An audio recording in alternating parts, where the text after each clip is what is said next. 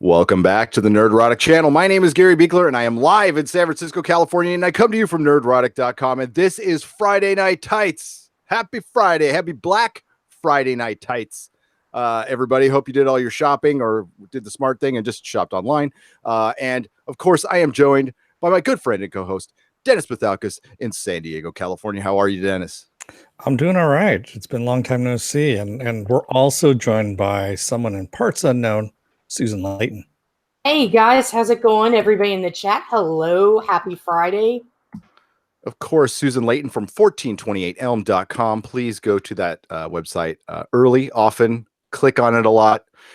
Maybe even click on a couple of those ads. No, you don't have to bet that. But yeah, Susan runs that place, and she's doing a hell of a job, I tell you. Hell of a job. And Lubella, Felipe Diaz, Movie Finobi, Sculpted Leather Art by Viking Bitch, Mary Ashmead, Bourbon Sherbet. That sounds kind of awesome if I still drank. Grace B, Chris Persia, Dark Angel Ire, James Hardy, Mako, Steele Johnson. Steele Johnson. And we Dennis, we start out the night with 2 super chats I saw from Movie Finobi. The first one is hello from thousands of feet in the sky. Special hello, the Sculpted Leather Girlfriend. Love was made in the chat, ladies and gentlemen, and we like to bring people together. Queen Pen, Susan, Gary, Dennis, happy 1-year anniversary of Friday Night Tights. Thank you, Movie Finobi. Yes, and another $1.99 super chat. Now entertain me, you big bearded nerd, and Dennis. I'm glad I came in there at least. Susan just comes out of the box entertaining, so she doesn't even have to do that. Let's get Mark Lurseth. How are you? Welcome. Hail. I'll do my Doomcock. Hail. And Pen Farm Girl, Professor Pixel, who I've seen around before. Welcome to the chat live. It's good to see ya. Kronos Krynen, some a-hole named Dennis Pathalkas, and do we have anybody else? Did I say James Hardy? I said James Hardy. We have Susan Layton, something. I don't know. ST fanboy. It's a Layton. And Feisty fan was the first one in here. It must be game night for Feisty. You out there rolling some bones, nerd style, like playing D&D. So all hail. Is all your mana accounted for? Yeah. Musky Elon. What's up? Hey, what? Musky Elon. That's fucking great. That's a good one. That is a good one. I like it. I wonder if it's actually Elon Musk. Sorry I had to bail your company, brah. But it wasn't because it wasn't you. It was me. Travis, how are you? Travis. Matthew Matson. Everybody's rolling in. First off, I want to congratulate. I know she's doing an anniversary live stream. I want to congratulate Mecha42 on 10,000 subs. Congratulations, well earned. That is not easy thing to do. And we passed a milestone. A couple. We just hit 7,000. It seems like a couple weeks ago. We are currently at 8,200 plus. So it's been quite a week. We have gained about 1,500 subs in the last 7 days. So welcome everybody. T Stoney, what's up? If you are new to the channel, we do a lot of live streaming here. We mix in some videos too. We talk about everything in pulp culture. We mainly do genre TV. Dennis and I are both former comic book retailers. So that's our geek cred. I also worked in Hollywood. I did some editing, some compression. Susan, of course, runs an entertainment website, has been in and around the game for a long time. She is a professional journalist. We are not. I am not. So Blue Cat 42, what's up? And Dessou, hello. Dakota Stan, $5. Congrats on the subs. Thank you, my friend. Thanks, Dakota. The most important thing about this show, and the reason we like to do everything live, is to interact with you guys. This podcast was started because Dennis and I were in very dark times. We had a lot of bad things were happening in our life. Dennis just lost his brother. I had just sold my business. My marriage was kind of crumbling. shit was hitting the fan, and we just needed to not think for a minute. And that's what this whole podcast is based on: escapism, about no politics, no religion. It's like sitting with your family at Thanksgiving dinner. We just talk about nerd stuff. When I owned the comic store, we had conversations like this every day. Dennis would hang out for hours, even when he didn't work there. Mm-hmm. And it was the best time. That's what my favorite thing is. What I miss about the comic stores, talking to you guys about nerd shit, stuff we actually find important. So thank you for stepping on. And that's our reset. Sorry, guys. Dennis, man, how's your week been? I'm going to address the elephant in the room. Okay. So the lack of facial hair, because everyone is mentioning it and has been mentioning it. I just got tired of it. That's all. There's really no good story. I got a gnat right there trying to kill there. Yeah, and it was itchy, so I said fuck it, and I shaved it off. There you go. It was itchy. Mm-hmm. It looks good. No goatee equals prime universe. No more mirror Dennis. This Dennis is happy and loves everything. No. It's the more evil version. Oh, is that what? Is it? Oh, so you're like fourth dimensional chest reverse mirror universe. I got you. Got it. Dr. Woke. What did I say the other day? Dr. Womb. That got me in trouble. Oh man. No, not Dr. Whom. What Morks? Did I see Morks? Hi, Morks. And I saw Unknown 289. What's up? And Matthew Matson for $1.99. Happy anniversary, Gary and Dennis and Susan, thank you. Of course. Yes. So 1 year ago today, we started Friday Night Tights. We had done the podcast for a long time, like I said, but we did it like once every couple months. It was mainly for iTunes, and just one day we started scheduling our TV recaps, and then one day we're like, hey, we should probably do this regularly, like at the same time. So let's try it. Yeah, and as Movie Fanobi says, the dark times before Dennis and Gary realized knew about the chat. Oh yes. So when we started live streaming, it was just an easy way to record a video, and we had no idea that there was a chat. And Brian Smart, our wonderful, one of our oldest subscribers, like finally got through to us and go, dude, I have been trying to talk to you for like 3 weeks and you're completely ignoring me. Do you know there's a chat? And I'm all, huh? Yeah, I know. Really, we're both like, huh? Really? There's a Matlock. Exactly.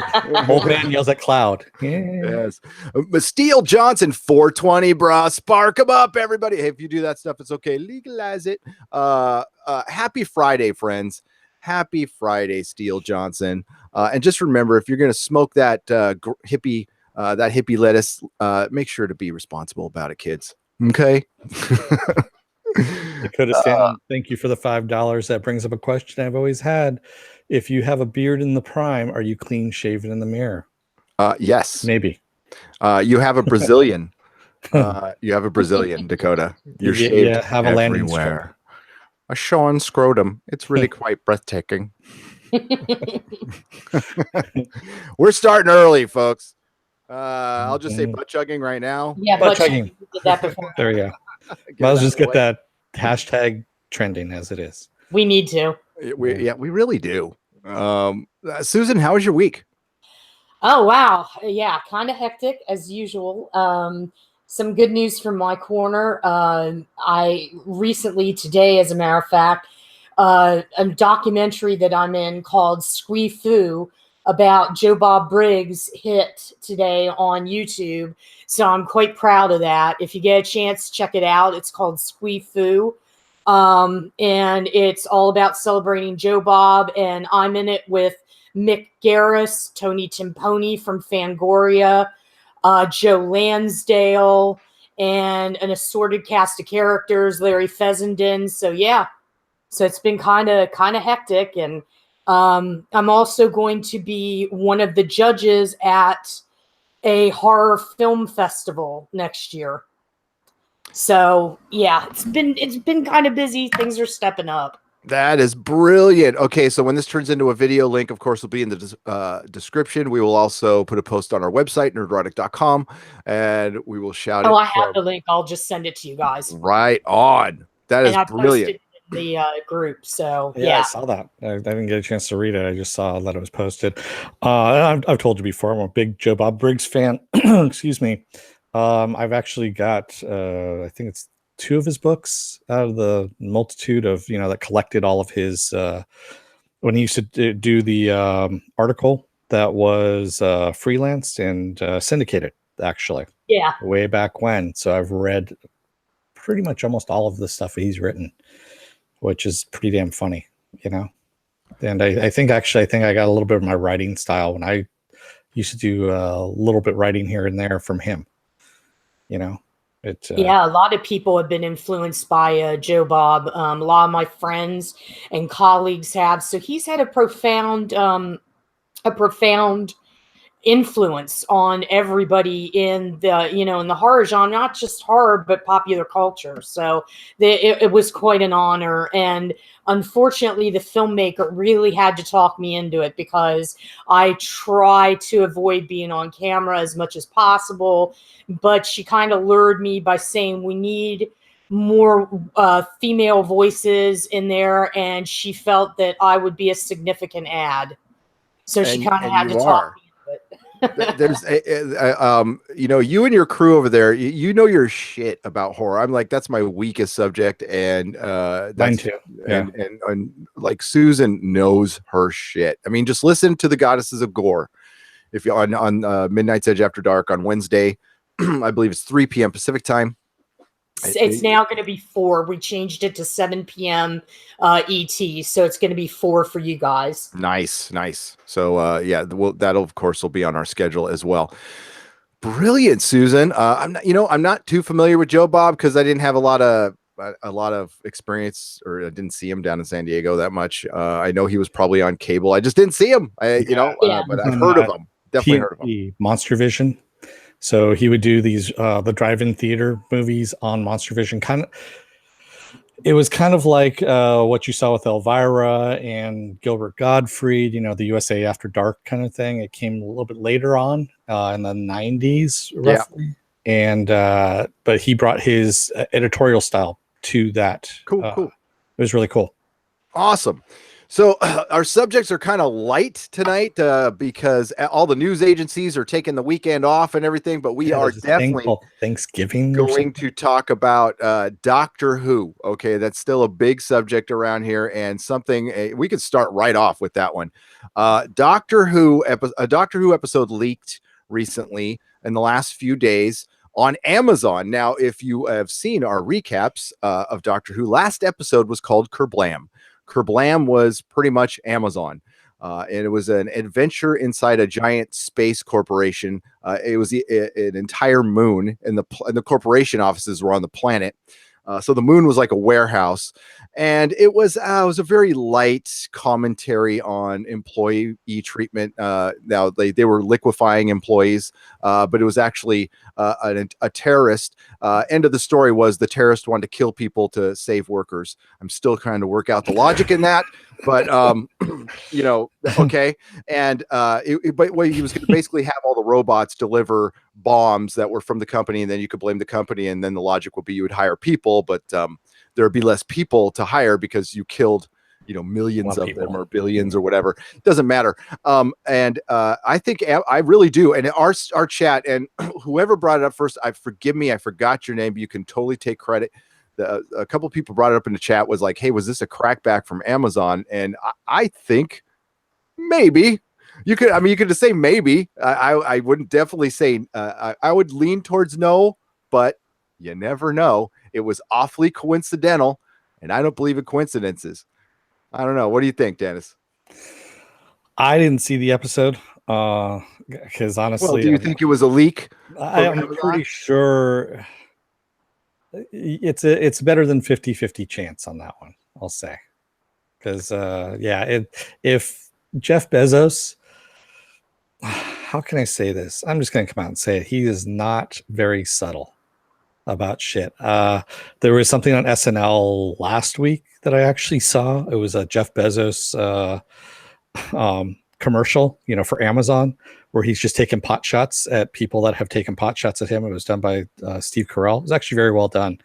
And thinking about that, I'm like, yeah, Yeah, I could see him doing it. I could see him, you know. Yeah.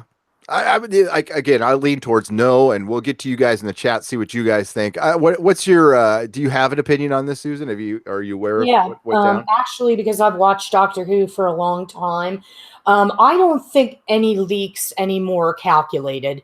They're about as likely to be a mishap as U2 leaking their albums anymore. I think it was a marketing ploy. This is just what I think, to gauge fans' interest, to see if all the buzz that is going on that is negative, if it's real, if they need to be worried. And I think that's what that was. It was a test. That is a good That's point. a good one too. Well, like you were saying before, our very long pre-production meeting where you were chopping up that chupacabra. And by the way, wear some tidy whities next time, man. I don't need to see. I don't wear tidy whities, bro. I know. Yeah, I like it. I'm a grown ass man. Just wear something. Tidy whities. I don't want to see it. But as we were saying before, there, it's actually a good theory. Game of Thrones had a leak last year, right, where it was shown for about an hour in Spain, and that thing went viral. I mean, it was copied and it was on wherever you wanted to find it. You could find that, and it was a week early. Correct? Yeah. It was 5 days early. Multiple episodes of Game of Thrones have leaked, and it's always been a mistake by HBO or something. And you were able to find them in minutes. Yeah. And this one, no one really cared. No, I will.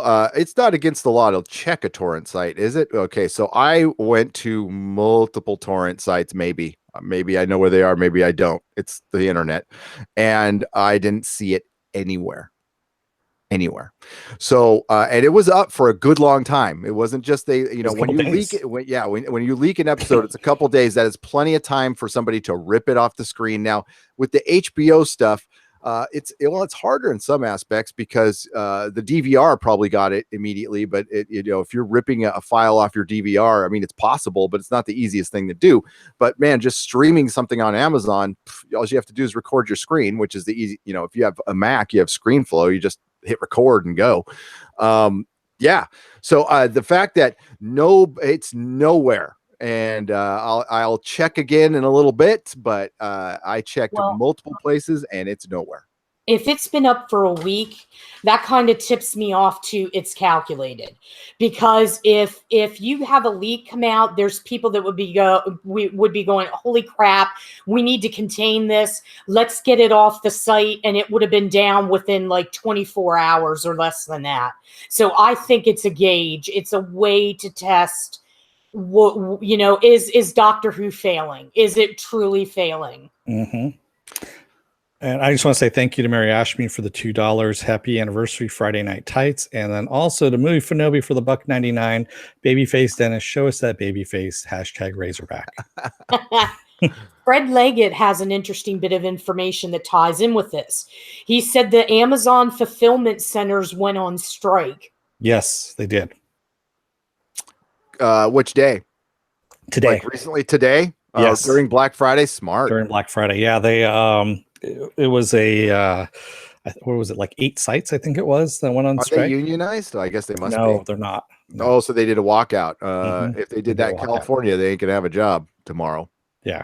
They're not. I mean, unless I mean, I admire their balls and everything, and I don't know what the working conditions are. Listen, you gotta treat your workers great. I don't want to go down that road. So they must have felt like they needed to. There you go. There it is. That's interesting news. As far as the leak,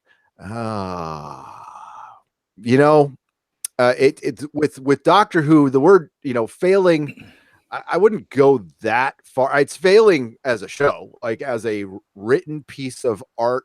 It's bad. It's failing miserably as far as just content is concerned. The ratings are still decent. They're good in the UK. They're good. They're down though. And one of the, like I said in my video, you can't spin that they're not going down. And that article actually said that they're not dwindling. That was the quote in the article.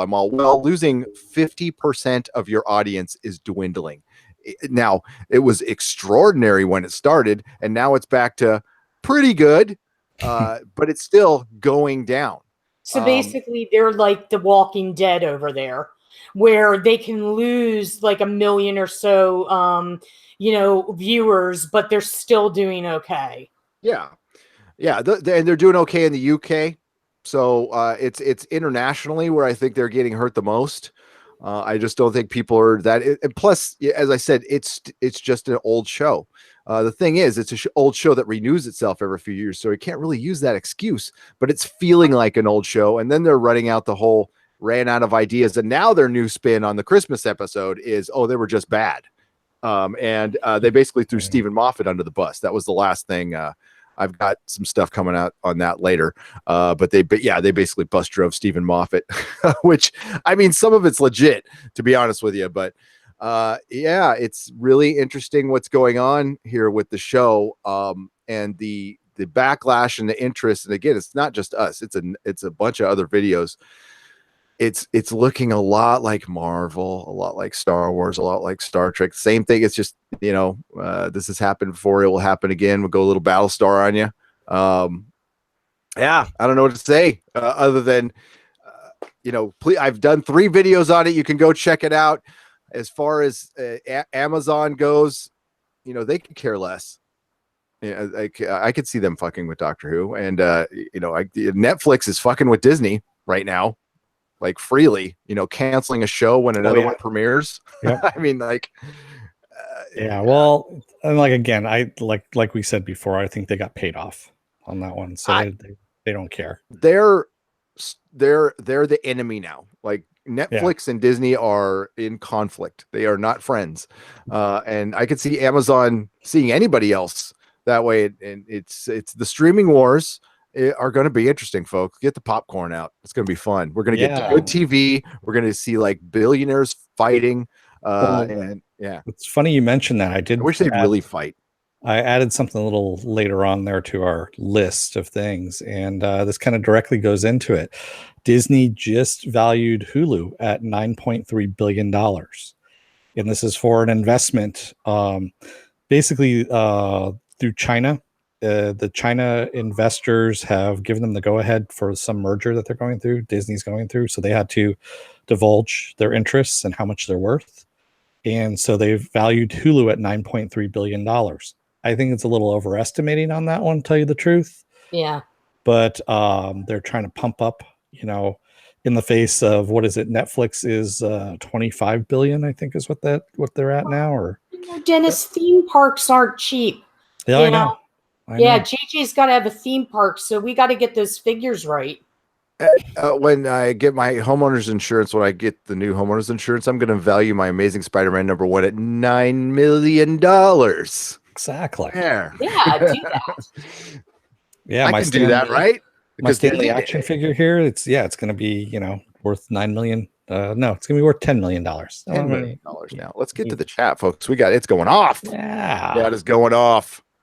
Hi, everybody. Let's see here. Scroll up a little bit. And Philip A. Demick says, in quotations, when I said liquidate our assets, I didn't mean turn people into liquid. Sorry, sir, it was a typo. Okay, no harm, no foul. Yeah. Liquefying the employees. And they never really said why. It's just bad. It's just bad. Hi, Ed Brewer. It's good to see you. Bryce Douglas says that Nerdrotic channel can't listen to this live because of work, but shout out to you guys and maybe check out my podcast on my other channel, the Biz Podcast. The Biz Podcast. I will check it out. And sorry you're working, but you can always check us out as a video. We also I was talking to a patron that does the Dark Zone. So I'm gonna be shouting that out during Exozone and stuff. I was checking out some of the videos, and I'm gonna save it for Exozone, but it's awesome, man. It's pretty good stuff, like really well produced, really good stuff. There's just a lot of talented people in that chat, folks. You guys are awesome. You guys should be writing Doctor Who and Star Trek. Kronos Chiron says that Nerdrotic channel, I don't know why they don't take the old Fourth Doctor's companion Romana if they want a female Time Lord and her struggle to get to say this universe. It would have been brilliant if they would have done that, because yeah, that's another lost opportunity, because the last I heard, she was in an alternate dimension bubble. So they could have brought her back at any time. It's writers' egos. They just think they have better ideas, and I guess they surround themselves. Well, I guess they surround themselves with yes people, and there's not enough. Thank God there's YouTube commentators that they're not listening to, telling you guys you're full of shit. You're not. This isn't good. Yeah, this goes with all old properties. I mean, if you have something that's 50 plus years old, like Doctor Who, if you don't immerse yourself in everything with it and just familiarize yourself with it and go, hey, there's something here that we could actually use and we can bring back. It was something that people liked, and we can use this and do it in a good way, not bastardize it, not fuck it up, but use it in a good way. You could do that.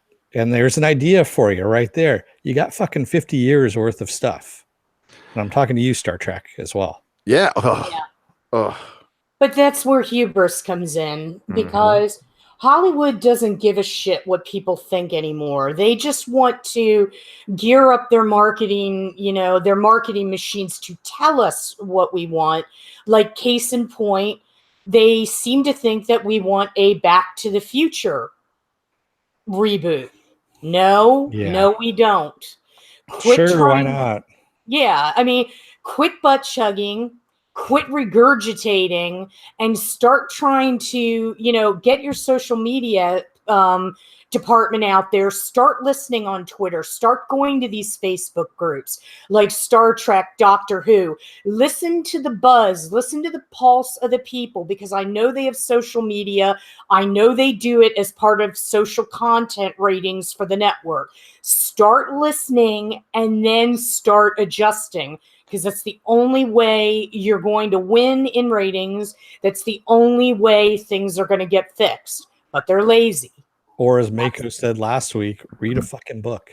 Yeah. Read books, because there's a lot of properties out there that you could option from books. You're definitely right. Could you imagine some new crew gets a hold of Back to the Future and they feel like, well, this is an opportunity to really push some subjects forward.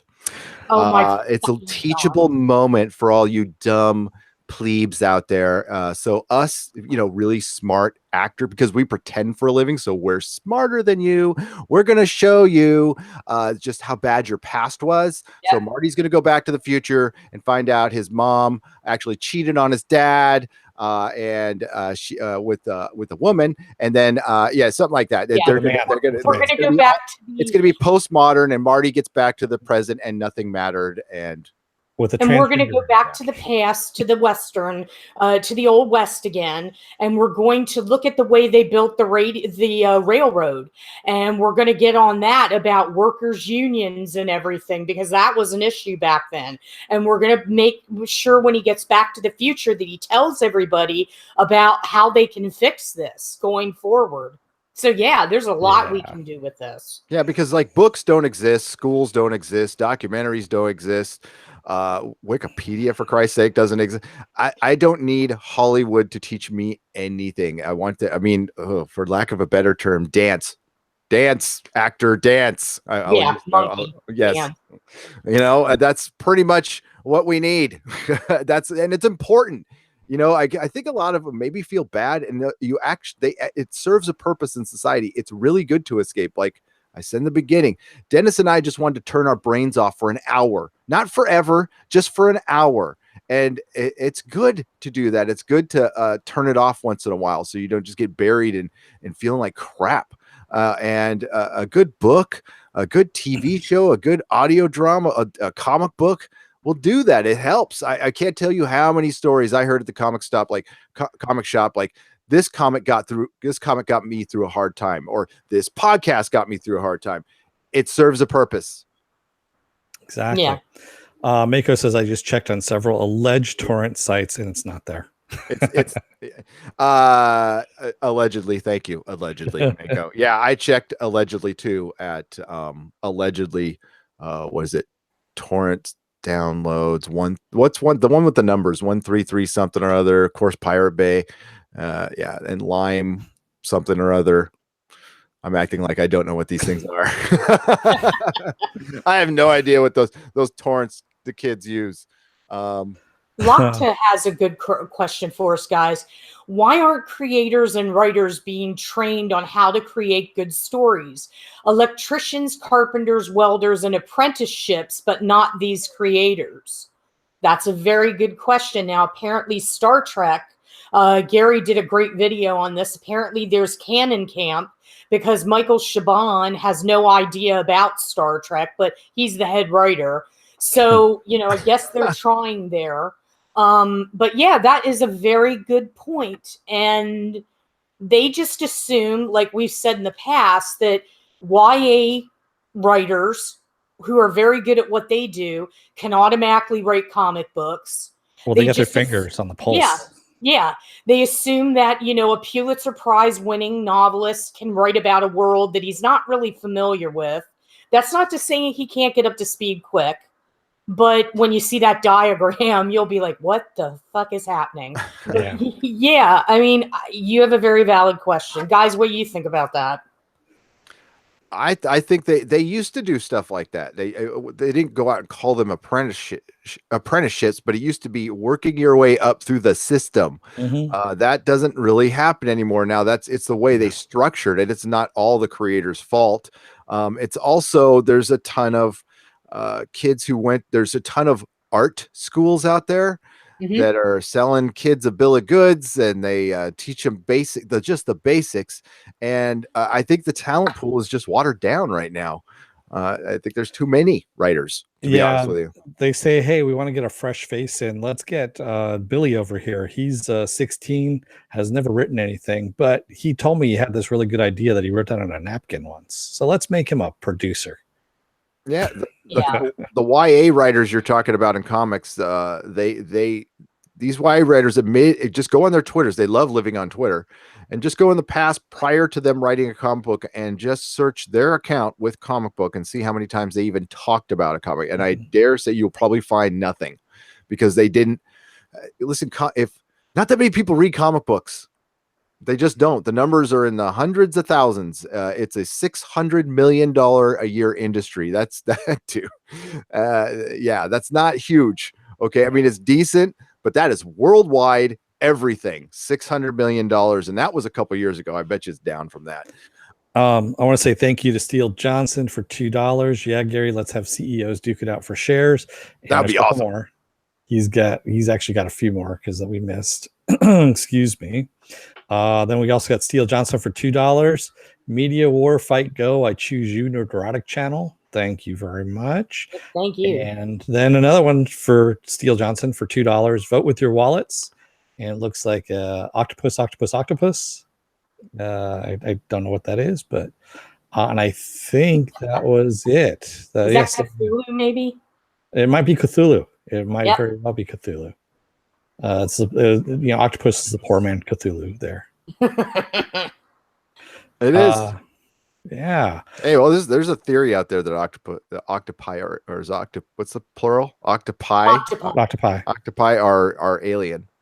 They're not of this world. So they're so weird. Yeah, their DNA doesn't match anything else on record, and they're actually just agents of Cthulhu. That's all they are.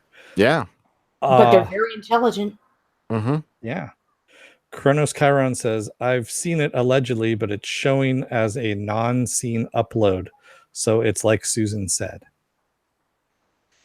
Yeah, it was kind of shocking, to be honest with you. And that shows a lack of interest. And frankly, with the Star Trek shorts, I did the same research. Now, those did pop up, but it took a while. And there's not there. I think there is now, but they don't pop up right away. And it's online. Like I said, it's easy just to screen rip it, and allegedly, don't do that. It's very bad, but it's not a hard thing to do. I don't know if anybody's in Europe, and you don't have to admit to it, has seen a short trek. But if you have, then you know what we've been talking about. You just wasted 18 minutes of your time. Thankfully, it's only 18 minutes. Yeah. Wow. You'll never get it back. But no. Aki Ross says Robert Zemeckis would fight this, but not sure if he could stop it. He's actually one of the producers. So Yeah. What he's down with the reboot? Yep. Yep. He's probably leading the charge. Because like Tom, I know Tom's in the chat. We've been discussing that 35 years or whatever. Yeah. And whenever 35 years rolls around, which I think might be Back to the Future, when the rights revert back, all these creators now, like Dan Aykroyd and now Robert Zemeckis, are like, hey, we need money. Let's do this. Oh, sure. This is a great idea. Butt chugging. Butt chugging. Yeah. And Jody says, I mean, because actors are so brilliant, right? They clearly have the credentials to glean such bracing insights. Yes. From all of their 4-star dining, 4 seasons. They've seen the world from the window of a 4 seasons hotel, and occasionally, they go visit the poor, but they're, with their security guards and stuff. And maybe before they were actors, they traveled like we did, like most of us, like some of us have done in hostels and stuff like that. Yeah. But yeah, that's just self-awareness. I mean, it's okay that, hey, they can say what they want. That's cool. We're going to say what we want, but just don't, it comes off super pretentious. Like that article I read for the video came off so bad. Oh, just like we're going to push things forward. No, that was Jody Whittaker talking about the topical Doctor Who and how it's an opportunity for basically a teachable moment. And it's like, you know what else pushes things forward? Taco Bell. Yeah. Yes, exactly. Word. And filler. Yeah. There we go. All Out of Bubblegum says that Nerdrotic channel. I hope you're happy now. I purchased the whole first season of Venture Brothers. You know what? I'm just that much happy. See? There you go. I'm happier. And your life is now at bare minimum 15% better. Your entire life, because you did that. So yeah, because Venture Brothers makes life 15% better. Yeah, I've got all 6 seasons. 7 is coming out soon. So that's I got a place on the shelf for that one. Will they come out with season 1 on Blu-ray for fuck's sake, please? I know, really. That's the only thing that's not in Blu-ray at the moment. Yeah, I believe that's the only one that's not in Blu-ray. Bourbon Sherbert has a very good idea. Walking away also pushes things forward. Here's the thing. We talk so much about, we don't like these shows, creativity, blah, blah, blah, blah, blah. But if more people would actually walk the walk and talk the talk and not watch these shows and hit them where the pocketbook is, then maybe they'd start to listen, but it has to be more than, a enlightened minority, so to speak. It has to be more than a couple thousand people. And to try and get the rest of the world to kumbaya to all this is going to be difficult because they want to see those things. They want those teachable moments, Brand loyalty. Yeah. I mean, like I enjoy Doctor Who, but I got to tell you, it's a struggle for me every week to remember that it's on, to remember to care, because every time when I watch it, I'm like, oh, Pavlov's dogs. Bam, ding, ding, ding. Okay, there's a message. This is how I have to feel now. This is bad. Okay, so we're all sitting there like the beginning of Billy Joel's Under Pressure with mother, love, hate, war. That's what TV's becoming. We're living in John Carpenter's They Live. Oh, yeah. And if you want to speak of a movie that really needs to be remade for now, They Live is definitely one that's ripe. I mean, I know they keep trying to remake John Carpenter movies and try to make them good. No. They're looking at it. Make new stuff. They could make a sequel to it. They could make a sequel. Or make a sequel in the world. That's fine. Just don't remake an original, especially when it's that goddamn good. And John Carpenter is like where I put my foot down. I will not support a remake of John Carpenter shit. Not. And I don't. I mean, I talk a lot about on here, but I'm serious. I don't go to the movies a lot because I don't want this stuff. So I don't support it. I won't support it. Yeah, and that's the best. Yeah. Walking away is the best thing to do. And us as commentators, we have to, I'll speak for myself. You got to think about, listen, I'm going to be reviewing Star Trek Discovery Season 2. I'm doing Doctor Who Season 11. I originally wasn't going to do it at all. I was going to walk away probably should have, but listen, I will be after the season. There's if it's clear it's not going to get better, then forget it. I mean, it's done. I'll do my part. I will bitch from the high heaven. Yeah, will it change anything? I don't know. Hopefully, it gives people an outlet or place to go, because we don't have many places to go to bitch about this stuff. So you're free to say whatever about the show and the content of the show, and keep it strictly to content, of course, not personal attacks. But it's there's a point where I'm like, fuck it. If you don't care, then I don't care. You don't want my money, that's cool. I can go spend it on The Expanse and Counterpart and Legion and Venture Brothers and all kinds of shit. So well, all right. What we do here, you're exactly right. We have to look at the bigger picture. We have to look at these things, even though they suck or we don't really want to, because that's the nature of what we do here at Nerdrotic. But we are going to give them a fair shot. We will be fair to them. But if they're bad, if the writing's horrible, we're going to say something about it. You can't sugarcoat poor writing. Yeah, and I love people usually get pissed off at us for our opinion, and it's just like, hey, yeah, I call it like I see it, not like you see it. It's how I see it. And if I don't like something, I'm going to give you the reasons why. I'm not just going to go, oh, that sucked. Yeah. I'm and you're not adamant. You're not on a bully pulpit, unfortunately, like some of these shows are. You're not saying, well, I'm Dennis, and therefore you should think like I do. We just give our opinion, yay or nay. This was poorly written. Okay, you don't like it. We agree to disagree. Let's just talk about pop culture. That's the way it is. Yep. Yeah, and I'm being just as hard. It doesn't matter who was playing the Doctor. If it was written this bad, I'd be that hard on it. I'm not the kind of fan. I like to equate it to sports ball to Raider fans. The old Raider fans used to just love what they were called myopic. They loved everything their team did, even when they lost, they did it better. It was because they just never saw that their team was flawed. I'm the kind of fan who would go, our team sucks right now, and it needs to be fixed.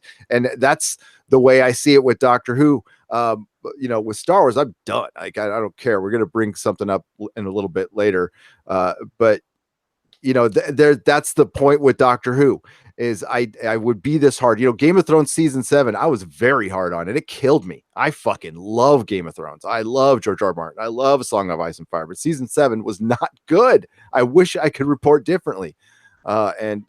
Nobody watched, so it was okay. Let's get to the chat. Surf Tectronic says network TV is dying like a golden dinosaur. Interactive shows and movies and fan-made episodes are the future of digital entertainment. Yeah, we've said that so many times here, and yes, we agree with you. Yeah.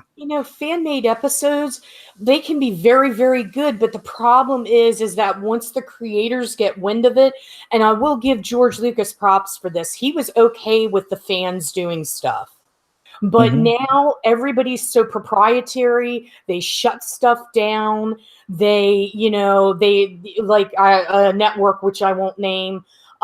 They do things like that. They stifle the fans and what the fans try to do because they love these properties instead of embracing what they do, which would only help their show to include the fans. But we don't do that because that's not how we roll. And Susan, you actually segue right into Dennis, we're going to head back to the chat real quick. Okay. Yeah. Right. Did you read Mr. Londe's groovy? Mr. Lon, is it Lon Delays? You didn't? They're doing a Trek cannon camp, and half of them still think a cannon is a big brassy thing that goes boom. Probably. Yep. Yeah. Sacre Blue, the deadly poke of Zorro says They Live remake. Sacre Bleu. Sacre Bleu. He says, sadly, a They Live remake would be made by the same creatures it calls out. This lack of self-awareness means that They Live remake would turn critics and dissenters like us into the evil aliens. Mm-hmm. Yeah, that's why I'm like, maybe we should just leave that alone. That's all that talk about bringing Torchwood back, and I'm like, wait, the BBC would make it, so maybe we should just leave it alone. Yeah, just let it be. Yeah, unless they farm it out to somebody, which I think they might actually do. K-Sis says, love They Live and love almost all of Carpenter's movies. Ghost of Mars is the exception. Yeah. Was Rowdy Piper Carpenter's original choice for They Live? Was Kurt Russell just not available? Susan, That's a good question. I'm going to shoot that over to you. Do you know? You know what? That's interesting because I believe I read an article where that wasn't the case. Carpenter had somebody else lined up for it. And I wish I could remember who it was. But as it turns out, Rowdy Roddy actually filled the bill. And now he is R.I.P. Rowdy Roddy. But now he's forever associated with it. But like most movies, he wasn't the first choice. I'll have to look up who was the first choice. And I keep saying this every time we bring up Rowdy Roddy Piper and the John Nada character. If you haven't seen Hell Comes to Frogtown, which is really hard to find, do yourself a favor and find it. It's an awesome. He was a national treasure and he is missed. I miss him so much. I fucking loved Piper's Pit. I fucking love that dude. And the thing is, he was a really smart guy. He came off kind of, a blue collar and kind of dumb. That was a character that he played, but he was in, actuality, he was a really smart guy. Yeah. And he was tortured from, steroid abuse and had, he probably had, what's the CTE or whatever, the concussion thing. Mm-hmm. He had a rough life towards the end there. It kind of sucked. And I want to miss you, buddy. We do, yes. I want to thank All Out of Bubblegum for the $5. Speaking of that, I was driving. Did someone call my name? I did not have a red pill moment, to quote ZZ Top. Get yourself a pair of cheap sunglasses. Cheap sunglasses. Oh, yeah. Hell yeah. Gotta put these things on, man. You'll see different things. What's up, Midnight's Edge? How's it going, Tom? Tom did an interview with Nicholas Meyer, Dennis. Wow. From Star Trek. Like very well done. Yeah. For the Con series. Yeah. So y'all gotta check that out. Nice. Cool. Yeah. That's actually something I am looking forward to because Nicholas Meyer knows actually how to make stuff within canon. Yeah. They'll make it good. I think if anything is, Kurtzman is still involved, but I think if anything's hopeful, that one is it. Yeah. But it just depends who they're going to get as Khan. Well, is it going to be 25% different Khan though? It's going to be Khan light, kind of like regular Khan, but half the caffeine. Antonio Banderas is Khan. I'm serious. Oh God. Yes. Hey, I just need to insert this really quick, Dennis, to answer your question. Apparently, I had the information wrong because it was the Thing where Kurt Russell wasn't the first choice. It was Jeff Bridges, but for They Live, Roddy was the first choice because, as Carpenter said, unlike most Hollywood actors, Roddy has life written all over him. Nice. That is a great quote. By the way, I changed my casting choice. Danny Trejo as Khan. That's what I was going to tell you. Yeah. I was going to say Danny Trejo. Yeah. Danny Trejo as Khan. I would pay for that. Even though he's 75. I want to go on hurting you. Ladies can do stuff now. Sorry. Little Ron Burgundy reference there. Oh, man. Matt Guy says a Falling Down remake and have him go into a movie and have him rage about how shitty movies are now. Oh, I would love that. That is still my favorite thumbnail that nobody got when I put Luke Skywalker's head on Michael Douglas's body for falling down for our Last Jedi review. Well, everybody said it looked like Gavin McGinnis. It kind of did. I didn't try to do that. I was trying to make it look like Luke Skywalker falling down. Mr. Twisted 72. Anyone heard the rumor on a Big Trouble sequel? Yes, we talked about that a couple months back, where The Rock said, "Oh, it's not a remake anymore; it's a sequel now." And Kurt Russell spoke out about that today. Oh, good, he did. And that's going to be an article that I'm going to write about for tomorrow. But yeah, Kurt spoke out about it. He was very diplomatic, but underneath the diplomacy was the original is better, and good luck to you guys trying to approximate it. Yeah, exactly. Because he's friends with The Rock. Yeah, see the Total Recall and RoboCop remakes, and you can get back to me. Yeah, Big Trouble in Little China does not need to be remade. No. And just like we're going to talk about RoboCop, It's like Peter Weller's 71. Of course he's not going to do RoboCop. Really? And the thing is, Neil Blomkamp, we might as well just hit this one. Someone just asked Peter Weller if he's going to reprise his role as Murphy in RoboCop. Neil Blomkamp is doing a direct sequel to the original RoboCop called RoboCop Returns, and he's writing it at the moment. And someone asked Peter Weller, and he's like, no, I have no interest in doing that at all. Well, duh. I mean, he's already said he will never go back to that character ever again. And he's directing. He just did The Last Ship, and he's a good director. He can make a living as a television director, and I think that's where he wants to be, because he canceled Horror Hound this summer so that he could do that, because that's where his interests lie. But I'm not going to defend this remake, but if anybody should do it, Neil is a good choice. Yeah. And probably who he will get is his standby Charlton Copley. Copley, yeah. Yeah, exactly. we'll play RoboCop. I like RoboCop 2. I just want to go on the records. I like RoboCop 2. I am a fan. It's fun for what it is, but no shame. Graffader, thank you for the 200 rubles.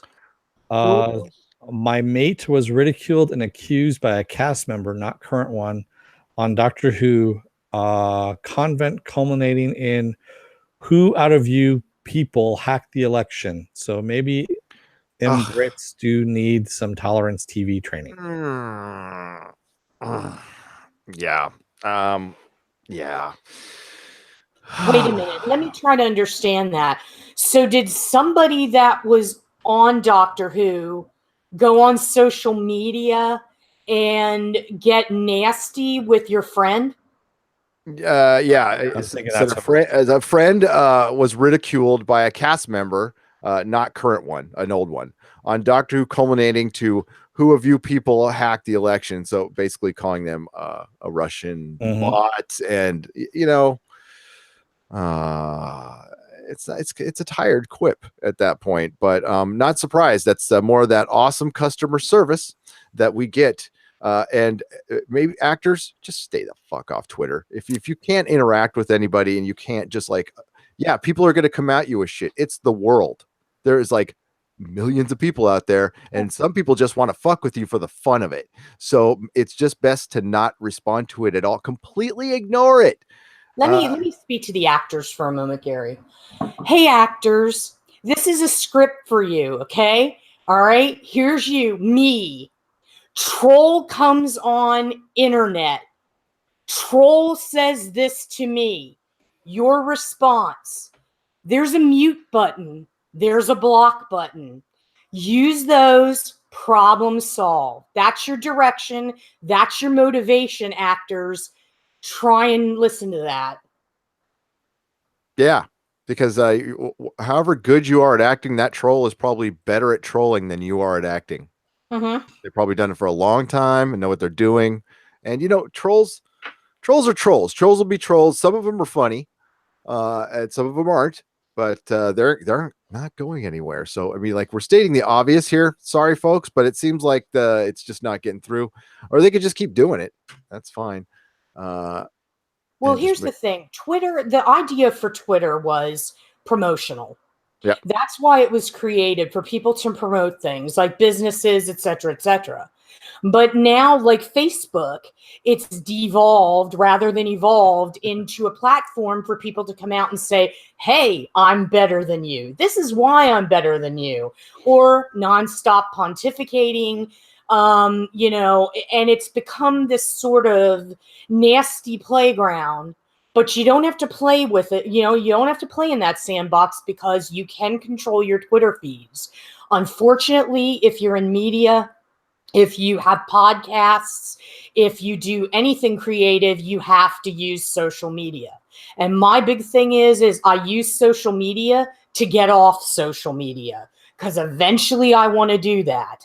It's not a fun place, but you have to peddle your wares. And unfortunately, this is like door-to-door salesmanship for the 21st century. Yeah. What I do, I'm not on Twitter that much, but I just try to focus. I mean, the positive outnumbers the negative 150 to 1, maybe. I mean, for me, I just like I see one negative, I don't comment at all. I do what the actors do. I just kind of roll right past it. I don't even read the full thing. If it just comes out of the corner of my eye and it's just like it's some Dreckie or something like that, I go past it, and I'll go like to one of Mary's tweets or one of Viking Bitch's tweets or retweets and just check those out, or Rebel or you, Susan, and yeah, there's so much good on it. Twitter deserves everything it gets for the negativity, but it's usually sought out. Unfortunately, where you are, Susan, because you're in the whole journalism thing, it's snipey. It's snipey, and it's unavoidable. So I feel your pain on that one. I'm sorry. Well, and it's not that. It's like, for there are a lot of people in my feed. They use Twitter and they basically tell you what they're watching, and those things get like tons of hits, or they tell you their personal business. And for me, Twitter is like a promotional tool. I'll come on, maybe I'll do a few quips, I'll find some of my buddies, and maybe we'll have a back and forth about movies. I'll tell you what I'm doing. I'll tell you what 1428 does, and then I'm on my merry way. Very rarely will you find anything political on my feed. I stay away from politics. I won't do any of that. I mute a lot of people, and it's just basically, for me, it's a tool. So the only time I'll get annoyed is if I see somebody pontificating. Then I may do what's known as a subtweet, where I won't actually call the person out, but I'll do that. I'll just, enlighten people that Twitter, we don't want to hear your bullshit. So, yeah. But no, it's possible to run your feed. It is. And how many people, like, especially on Facebook, they'll keep putting up political stuff and they won't notice that nobody's liking it. Like, nobody. Yeah. So it means that they're like, they might be reading it, but they're just like, it's like, get a clue. I honestly, I'd rather see pictures of your dog or your kids. I'd much rather see a picture of your dog or your kids than hear your political stuff. And let's get to the chat. Do we get it? Nope. That was the little, hang on a sec. Matthew Matson says that in our channel. Did you see that Peter Weller directed the last episode of Titans? Yes, tonight's episode. No, I did not notice that. He did? No, I don't think so. I actually went through the entire credits and I saw it was one of the writers had directed it. Not because if I had seen Peter Weller, I would have gone, "What the hell?" and rewound it a little bit to make sure that. Tell him he needs to find a lighting department. And we did get a super chat from Graffader. No, it was on Covent in Britain. Oh, in front of a cast, not Twitter trolling. It was actually there, like in person. I'm sorry. Holy shit. It was live action trolling. Some dinner party after mate said them personally hacked the election after they said the question from the cast. That was a joke. Gotcha.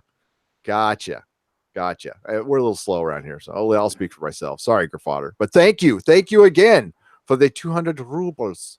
Yes. We don't think you're a bot. Thank you, comrade. Mostly. No. It's okay. Das vidanya. I don't know. That's about I don't know my Russian. That's about all I got. OG Spock Love says trolls are fun to eat, taste like chicken. They do. So do frog legs. Maybe that was a troll.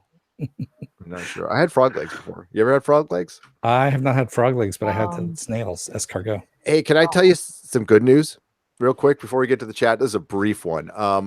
If you guys are a fan of Danny Trejo, like Dennis and I are, big fans of Danny Trejo. He's, again, American treasure.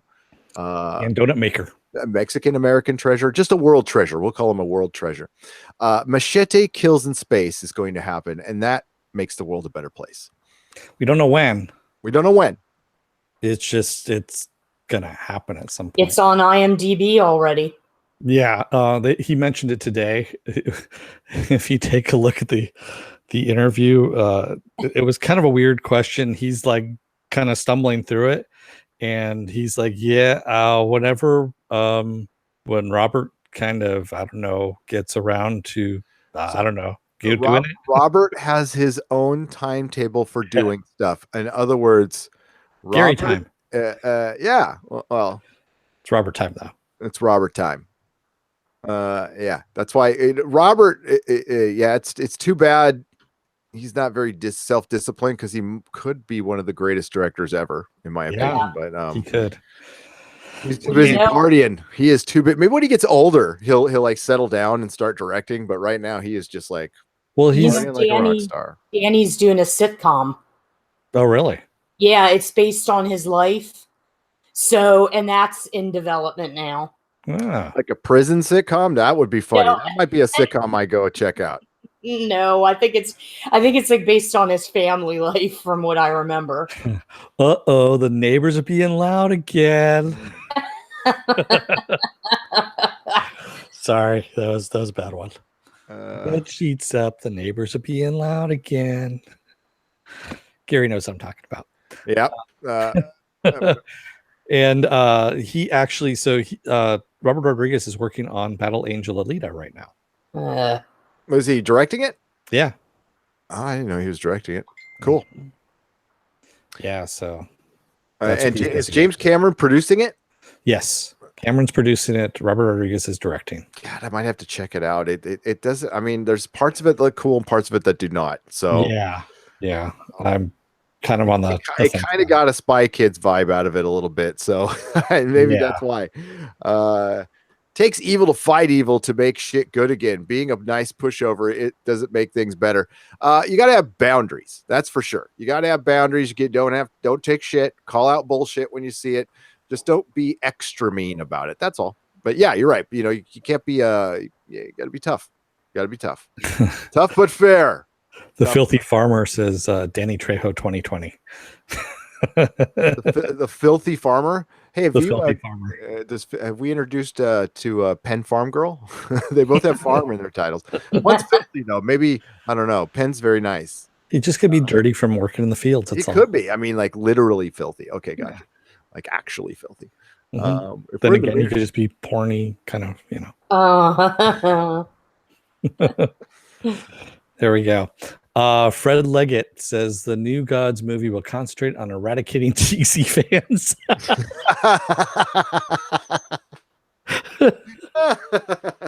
Oh, that's a good one.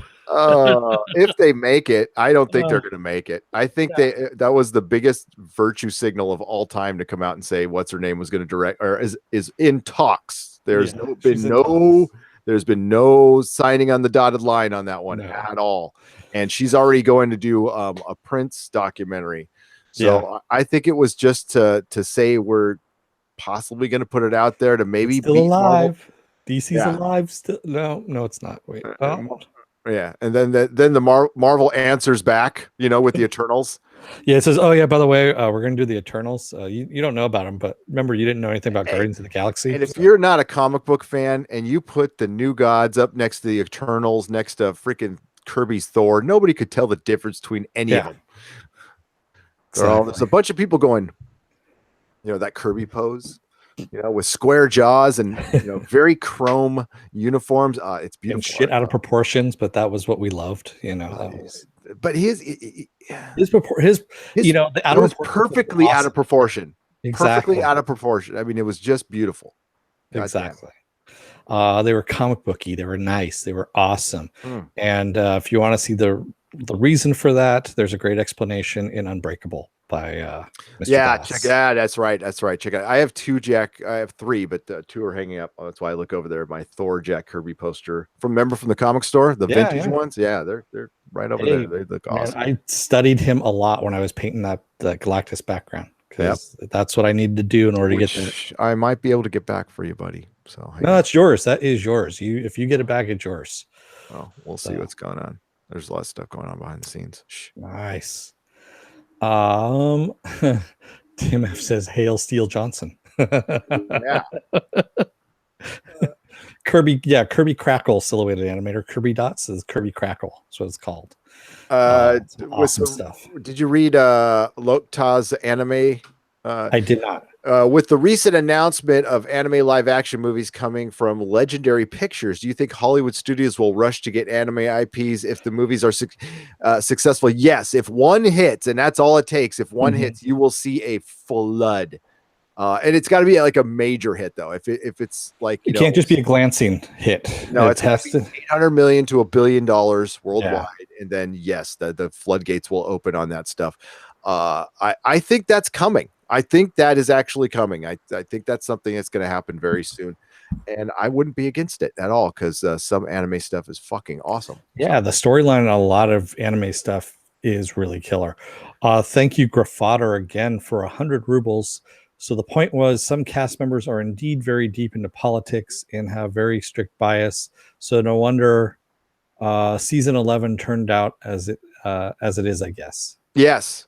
Absolutely. And the thing is, though, and I 100% agree with you, and thank you again for the super chat. The thing is, like most actors are, there's a ton of actors out there who are absolutely biased, but they are professionals. They keep it out of, they might pop off once in a while, and that is fine. Like once in a while, a little chirp about whatever doesn't bug me when it's using it to attack a fan or just constant. It's just constant. All your Twitter feed is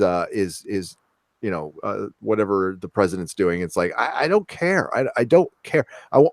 Why aren't you promoting your movie? Why aren't you talking about, like, I don't know, show us a picture of your goddamn puppy. I would rather see that. Like I said, I know people get annoyed by that shit, but honestly, I'd rather see that. I don't care. So what I do is I just don't look. If they're free to do that with their Twitter, and I'm free to not care. But then when I see your movie, that's all I'm going to see is your Twitter feed. It rips me right out of the experience. So that's all we're saying, not saying you don't have those thoughts. You can have all the thoughts you want. I don't give a shit, but I don't care. And don't put them in our escapism. Again, I want to turn my brain off for an hour. Mixing in once in a while is fine. Reflecting our times, like even the crack at Amazon in last week's episode, that doesn't bother me. That's fine. That's something that Doctor Who has actually done before. But naming politicians by name, talking about like topics that happened in the last calendar year by name, that dates your material, and it rips me out of the experience, and it pisses off half your audience. Whichever way you go. Yeah, you never want to make pop culture references. You never want to reference current events, if you will. You can mirror some stuff in a offhanded way, but never name it in there. And otherwise, yeah, it just comes back and dates the shit out of it. That's the reason why we have a remake of Shrek coming up. Yeah. Sorry, I brought it back to that. I know. But. It rises in the David Tennant Cyberman episode. I'm blanking on the name of it now, where they used where they had basically Bluetooth and you could download into the brain, and they used that for the Cyberman. Like, that's brilliant. That's good. Good. That's good topical. Yeah. With Doctor Who, I just want them to get back to the Daleks and what they do best. My feeling is if you want to do something socially conscious, let's do this. Not saying, I don't want you to infuse the whole season. Just do 2 episodes, or like a 2-parter episode like they used to do back in the day. A very special episode. Get everything out in those 2 parts and then continue on business as usual. How would you like it over there if we took Timeless, the show Timeless, and the crew from Timeless went to Princess Diana's death? And we went to Princess Diana's death, and the crew from Timeless didn't do anything about her death, but made some commentary about the paparazzi. And of course, this was completely American made. Probably wouldn't be too fucking happy about it. That's why you don't do shit like that. Okay. That's exactly, just stay away from that stuff. For one, it's dark. It's just dark, and it's not saying we shouldn't be conscious of it. Of course, we should teach it in schools. It should be shouted from everywhere, but it should be people who teach history, let us or us on our own, cracking open a book and finding out like more to the story and stuff. It's our own curiosity. Don't feel like you need to push or push something forward to us. Okay, you need to push some entertainment forward to us. That's all. Yes, Daleks, Cybermen. Yes, please. That's why at the end of last episode, I even got a Dalek vibe. I'm like, I saw liquefied employees. I'm like, oh, Man, if they bring in some Daleks, and they said they weren't going to bring in the Daleks, but then they bring in the Daleks, then you got me. Then I'm like, yes, okay. And no, of course they didn't do it. So No. OG Spocklove says a remake of Shrek. Is that a joke? People were asking about the Shrek thing. Last week we actually reported on the news about there is a remake of Shrek going on in the works. So yes, it is happening. Yeah, because everyone wants more Shrek, right? Is there anybody here under 15? I mean, I guess Shrek under 20. Any kids in here under 20? I don't know. I don't Yeah. think.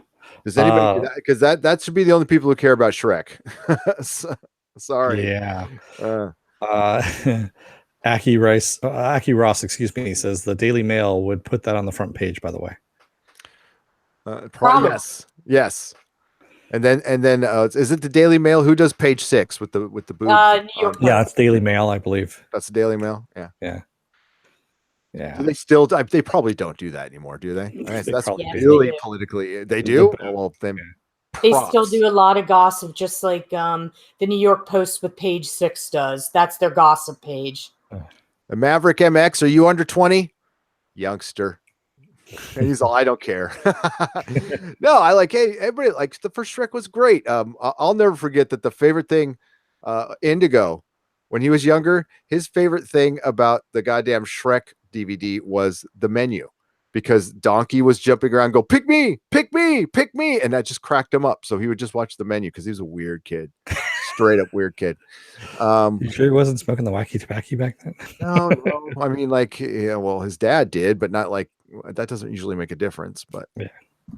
No, actually, the only thing I liked out of that movie, the first one that made me laugh, and this will give you some insights into me, is when she's singing and the birds explode because of her singing. And I don't know why, but that just made me die I was like laughing hysterically in the theater. People were staring at me, and I'm like, okay, yeah, I'm the psychopath. I know. Okay, I got it. So and yeah, you don't ever need to wonder. It was funny seeing though. BBC hasn't used much of the Daleks because the rights issue. Is it between the movies, or who was the Terry Nation? Is that the guy who created the Daleks? But they still can use them. It's not like they can't use them. Lokta, I believe it's because Stephen Moffat had a lot of writing weaknesses, and one of them was writing real bad guys. So he just avoided it because he couldn't do it. I think Stephen Moffat is very good, certain type of writer for a very I think he's very limited on how well I was wrong about him. I think he can only write like the really like little comedies and maybe the occasional trippy episode, but he can't write a straight up hero is taking on a villain episode. That was impossible for him. Where Russell T Davies could do that all day long, K-Sis says, if I wanted a history lesson in a time travel story, I'd watch reruns of The Voyagers, and then I'd visit my local library and learn more about the subject of each episode. Yeah. I actually liked what Timeless did. You did learn your history lesson in a way that wasn't, bonk over the head kind of thing. And it was actually integral to the story as it was happening. And they changed shit too. That's what I liked about them. Is they would change the timeline and fuck with the timeline. Yeah, if you created like an alternate universe, like a big like Man in the High Castle kind of situation, now we're talking. Yeah, if you want to do that, do something interesting. Yeah, that's.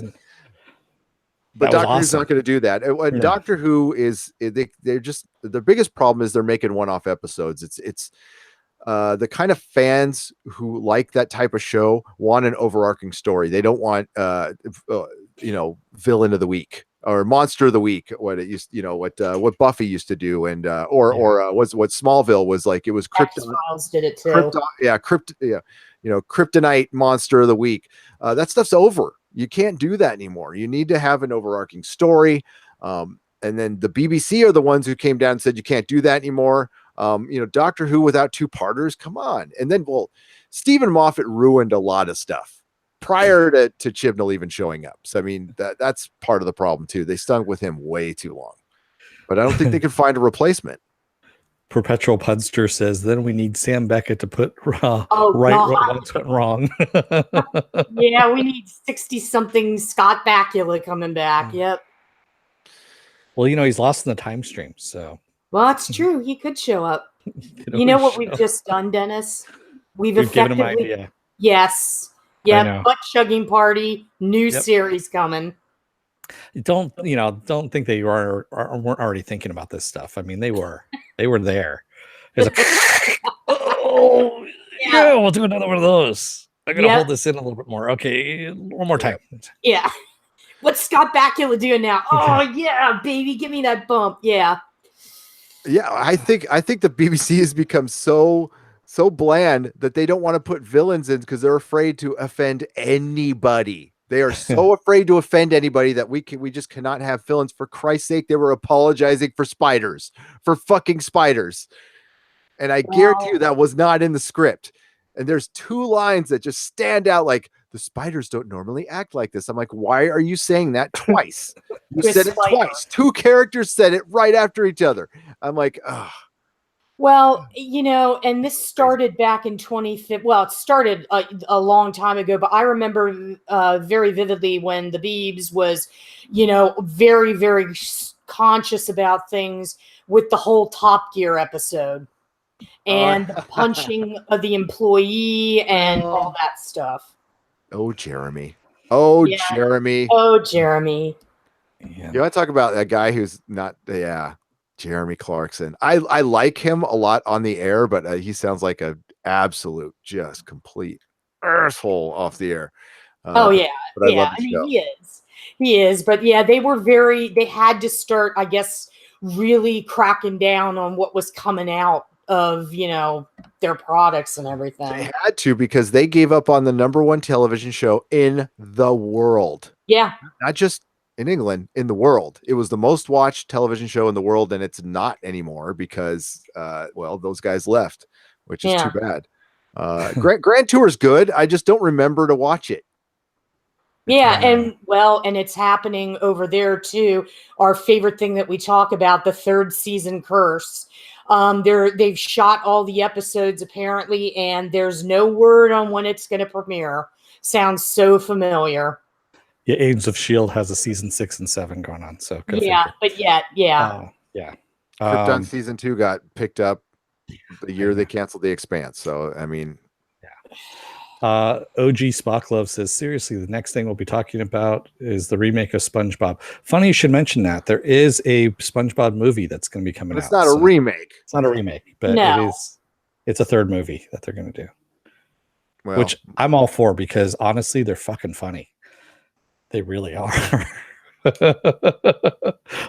Yeah, I know. Gary's looking at me like, what the fuck? Yeah, my kids are too old, so I have no excuse. I remember watching the SpongeBob movie with my kids and laughing my ass off. Yeah. But because the first SpongeBob movie is fucking dope. The first one's awesome. Such a good movie. I was laughing for like about 3 minutes straight because when Patrick shows his underwear, and I caught it because it was only for a brief second that they flashed it up there, but Gooby Goober is one of the characters, kind of like a Chuck E. Cheese, and it's on his underwear, and it's all around. It says Gooby Goober, and it's all the way around his underwear, but right in the center, where in his crotch, it says, "I'm a Gooby Goober." That was the only place it said it. Goofy Goober. I'm a Goofy Goober. Yeah.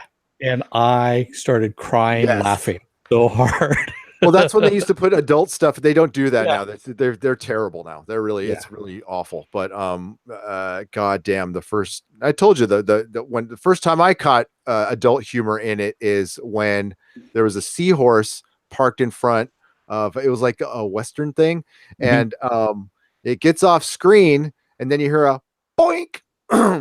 And then you see SpongeBob get launched off the seahorse. He's all, I thought to put a quarter in for a horsey ride. So he put a quarter in its ass. Yeah. And then the fucking seahorse kicked his ass. And it took me a second to realize that, because they make the noise that goes boink, like you're sticking something in its ass. And I was laughing my ass off.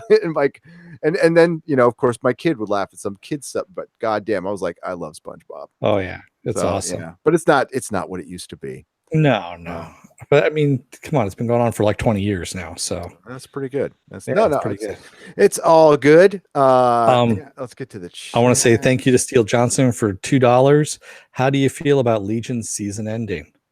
I, for one, loved it. How do we feel about it ending or the last ending? The season ending of last season, it was great. Yeah, that was fucking awesome. Legion season 2 was better than season 1.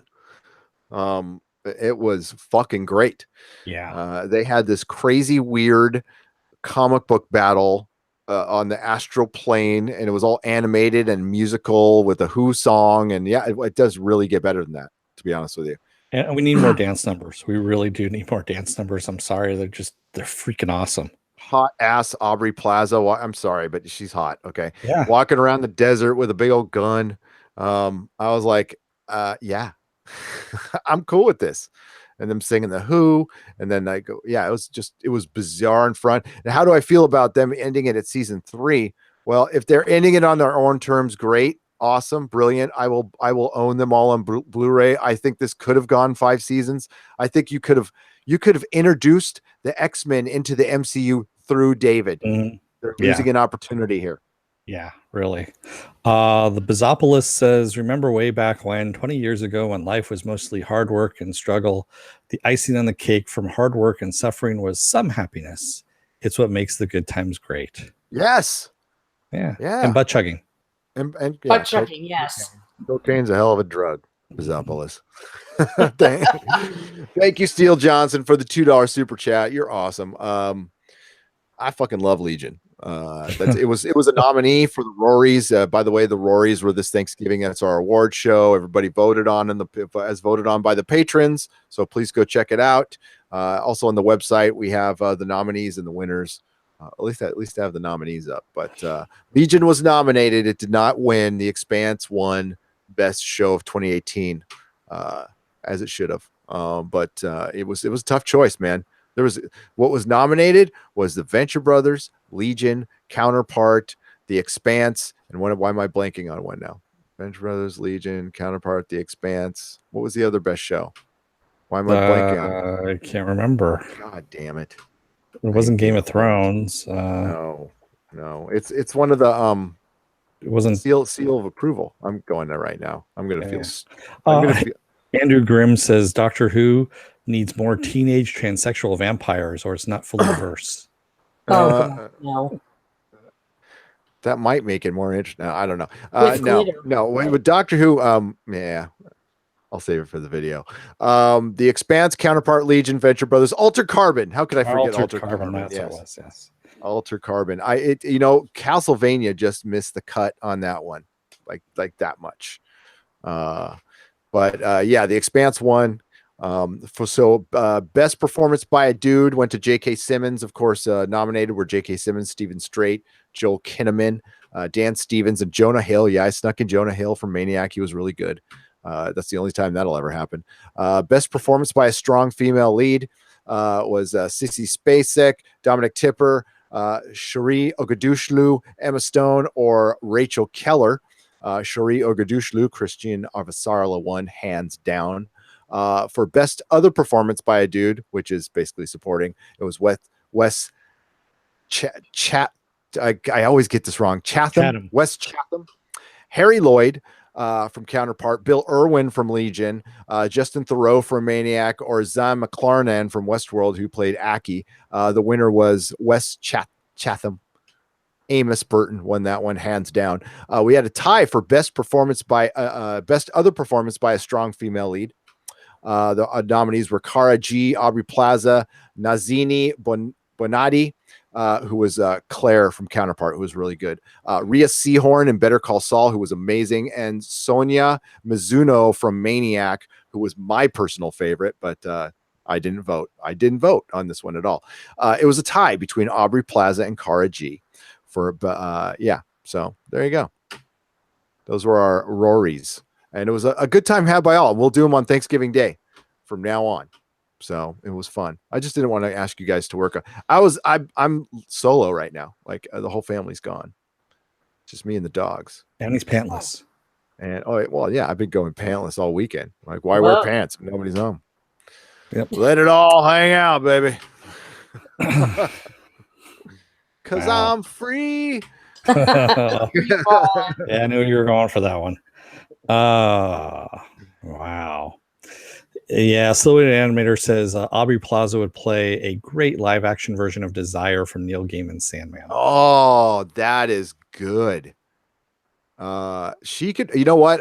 Somebody put her as Catwoman and like put her in a Catwoman costume and look great. Yeah, I think she could play. She could play Death. I think she could pull off Death. Neil Gaiman's Death. Who else? I don't know. Death's a little more restrained, and she's not that restrained. No, she could be. She can be very cute. She was restrained in God damn, it's not Batteries Not Included. Safety Not Guaranteed. She was very restrained in that. Which is a good movie, by the way, about a guy who builds a time machine and falls in love. DJ Bowman says Doctor Who has regenerated into an alien with two heads. One's liberal, one conservative. They fight all the time with no need for companions. I would actually watch that. It basically Zaphod Beeblebrox, except they don't agree on their politics. That'd be funny. Chris Purchase says alter. Yeah, he's reminding me it's Alter Carbon. Thanks, Chris. Good looking out, bud.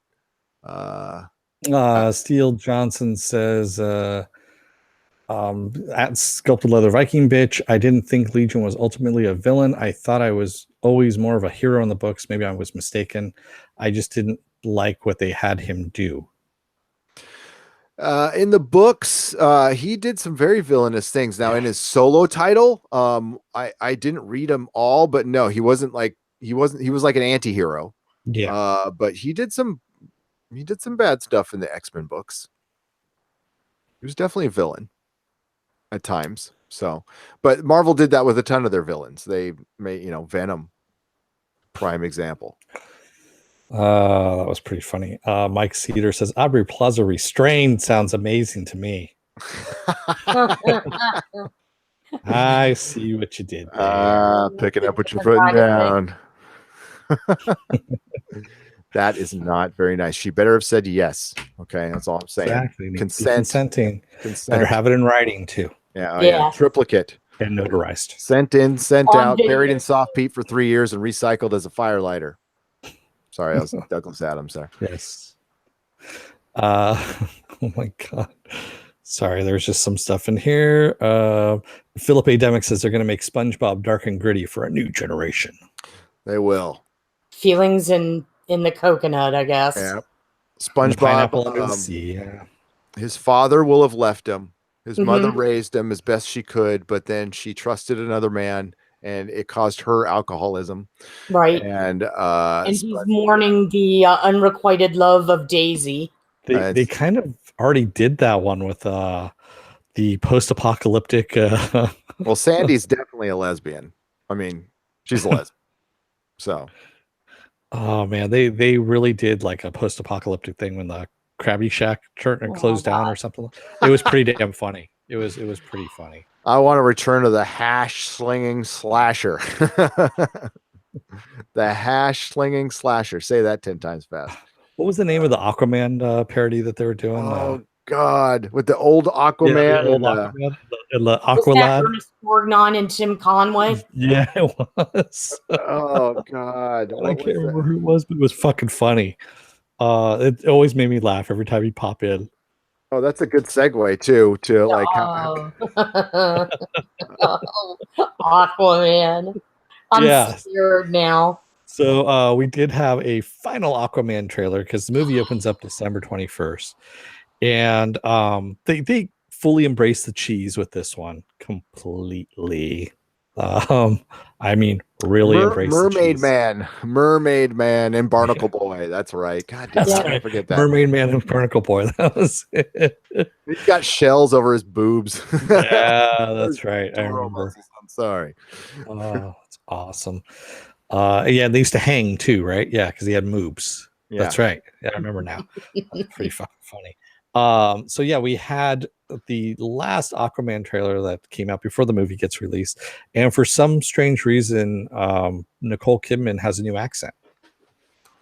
I was listening to that and I played it back because that immediately drew my attention.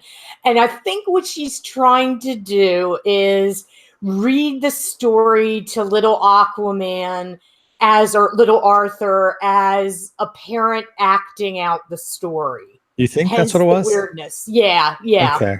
I'm hoping that's what it was, because I really don't want another, how should we say this, mature actress affecting an accent that isn't hers. Yeah. No, I think that's what she was doing. Madonna. I gotta say though, that trailer worries me about Swamp Thing now. It really I was going to ask you about that. Yeah, because he's not directing it. I mean, James he's just Wan. producing it. He's not directing Swamp Thing. But it does worry me though, because this Aquaman, they did embrace the cheese, and cheese is fun, but some of the lines and the fact that now Nicole Kidman is proving us right. She'll be 51, I believe, next year, and she's becoming a kick-ass action hero now. Yeah. So I don't know. When I watched that whole thing, it was just when I watched it, and somebody brought to my attention about the trident actually has 5 prongs. Mm-hmm. That doesn't make it a trident. Well, shh! Don't tell him. Yeah. It's 3 prongs, and then off of those prongs are other prongs. It's a 5 dent now. Yeah, 5 dent. Listen, Aquaman is going to be a tough sell from the get-go because he's got a bad rap. Honestly, I think I'm probably going to like it because I'm a comic book fan. I mean, that's comic books. What you're about to see, if everybody goes all cheesy on it, that's comic books. That's kind of how they are. So we'll see. We'll see if they're it's a bold move to kind of like go forward with Aquaman with this bad reputation that maybe they're not even aware he has. Like there is hours of Aquaman parody footage that's good. Like it's all good. So I don't know if they are. Dennis, I highly, you mean the executives at Warner Brothers? Oh no, the executives at Warner Brothers probably no. They're the ones who ultimately make the decisions. James Wan probably knows, but there's nothing he can do about it because he's just hired to do a job. But we'll see. What do you think of the trailer? Me, I liked it, honestly. I like the cheese, honestly, to tell you the truth. I'm all for DC embracing bright colors for once. It had bright colors. It could have been very dark, like the rest of the DCU palette has been. But they've brightened it up. And it's underwater, so it's bright. And they're using the costume, because he does have the costume at one point in time. Yeah. I think we're actually going to see it midway through the movie instead of at the end, like we normally see. And it looks like they're going full on comic book with it, which I'm happy with, to tell you the truth. That's what DC needs. Well, yeah, but the only line that gave me pause, and it kind of reminded me of all of the last couple seasons of Doctor Who, was that extended scene with Mira and him getting that thing or whatever, and she's all, "You're best when you don't think," and I'm like, "Oh, are they gonna do this? Is it gonna be a whole movie of this? Of like it's the Mira and Aquaman movie, and he's just gonna be a fucking idiot walking around, and she's gonna show him how to do it? She's basically gonna make him Aquaman." It's like, ugh. I have to say this, and I realize that this is probably not the way a woman should think, and I don't give a fuck. I don't like to see men being emasculated. I do not like that. I do not like commercials where men are made to look stupid so the women can look smarter. Yeah. I don't care for that. We're not now. Make them equals. Make the women smart. That's fine. I'm not saying make them dumb. I'm not. I'm just like, can we there's a way to actually, it's a really lazy way to write, for one. And you're right. The joke is old. It was funny in commercials 20 years ago. Yeah. 20 years ago. It's just kind of, I have a feeling that's what they're going to do. and that would be the wrong route to take. Believe me, because there's not a lot of women rolling in to see the Aquaman movie. Don't give me the Jason Momoa thing. It's Aquaman is a tough sell to dudes. Yeah. You're going to have hardcore DC fans there. I don't know if Marvel fans are going to show up to this movie. I don't know. I mean, I liked what I saw of. I will say this: did you guys ever hear of The Man from Atlantis? Mm-hmm. I watched it. I had the lunchbox. Yep, that was one of my favorite shows, Patrick and I don't think this was intentional, but when they were talking about Atlantis and he was swimming underwater and learning how to do the depths and everything that Willem Dafoe was teaching him, and his eyes went that brilliant green, I was like, holy crap, it's the Man from Atlantis. I'm sure that was not a coincidence. That might have been an homage. Yeah. Well, I mean, the Man from Atlantis is a ripoff of Namor and Aquaman anyway, so. He is, yeah. Sith Lord Luke Skywalker says, I can tell you I can't wait for it to come out on Redbox. I got if you're an Amazon Prime member, you there was the early screenings for the 15th, I believe, and there's still tickets available if you're all over the place. So if you go in your Amazon Prime, just search Aquaman. I believe I don't know if it's an IMAX screening or not. I don't think so. I think it's just a regular screening, but I'll check. I checked the other day and I thought about buying the tickets and I went, nah. I'm like, nah, I'll wait. We don't review movies. We'll make it part of our Friday night thing, but we're not big on reviewing movies here. So, yeah, Sith Lord Luke Skywalker. There are a lot of good Aquaman jokes. I actually just caught the episode of Teen Titans Go, the recent one, and they were just bagging on him. I mean, just bagging on Aquaman, and some really bad stuff too. It was I kind of liked it. It was funny. I would like to see Aquaman succeed, though. I really would, because I guess because people, he is kind of the also-ran. Nobody ever mentions Aquaman's their favorite, comic book hero. So for that, I'd like to see him succeed. I'd like to see this film do well. Yep, it's there. It's early showing December 15th at 7 p.m. If you're an Amazon Prime member, the tickets are. I'm trying to see how much they are. It doesn't really say. So they must be fucking expensive if it doesn't tell me. Here, I'm just going to pick one and see what happens. While you're doing that, Mage the Grey Wolf says, I think making the men dumber to make the women look smarter is sexist to both men and women. Yes. Yep. Yeah, it is. It's absolutely is. And I've got a bad vibe. Ever since I saw Amber Heard cast in that thing, I saw you got props, one of the better opportunists alive. But that's what kind of being an actress is, an actor, being in Hollywood. It's being at the right place at the right time. I think they're like normal prices. I'm not going to go any farther because I don't want to accidentally buy one. Mako says, I'm a huge DC fan and I don't read Aquaman. The last before Kelly Sudaconic is set to take over the last run, our boy Englentine was saying it was great, so I actually bought a bunch and I'm gonna read it. Peter David's Aquaman is amazing. It is really good. Some of not New 50, was it New 52? There's a couple of New 52 titles that were good. I think Aquaman was one of them. It was one of them, because it was because they had the Aquaman and the Wonder Woman one were tied. They were basically tied together. Yes, Aquaman was good. I remember Sub Diego. Do you remember when San Diego was underwater and it was Sub Diego and Aquaman was working out of an underwater San Diego? I dug that too. That was cool. Yeah. Sith Lord Luke Skywalker says, "Is that a Justice League movie T-shirt?" Well, yes, it is. And I got this one as part of my Funko box, so I figured I'd wear a really bad T-shirt today,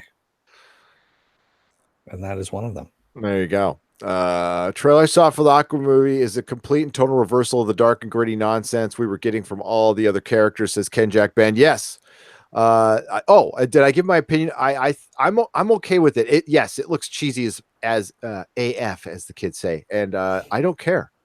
I really don't care. I mean, that's fine. What's going to pull me out of the movie if it's Mira and Aquaman is just, and he's like, don't say badass. I completely agree with Doomcock on this. If you have to say badass at all in a trailer, it's not badass. The vocalizing badass multiple times is a red flag. So, and he went badass. What is badass? Badass just should come organically. You shouldn't have to call attention to it. Badass motherfucker. Okay, so he kind of talks like a working class guy, like a blue collar guy. Where does he? I mean, are they going to show that? Was he a fisherman or was he a driver? Or his dad's a fisherman who taught him. Yeah, they're going to go through that whole thing. Good. Okay. I get like for me, he's like an overgrown surfer boy. Mm-hmm. That is not how I ever saw Aquaman ever. So I didn't either, but that's the way they're playing him on this. And that's the way he was in Justice League. So he didn't really bother me in Justice League, to tell you the truth. He was just kind of there. So I'll see how it is under James Wan. I've always seen Aquaman, and I could be wrong, but he was always kind of like Green Arrow for me, like smart, a little angry. You know, that was the later version. This is post-crisis. Pre-crisis Aquaman, all the superheroes were the same. They're all, hey, chum, I'll get you, little buddy. What I loved was the the Batman Brave and the Bold Aquaman. Dude, that's Aquaman I want. Awesome. Yeah, that would have been brilliant. Hello. Jason Momoa can't play the basically Thor. He's Thor. So yeah, he's this boisterous person who always has a story.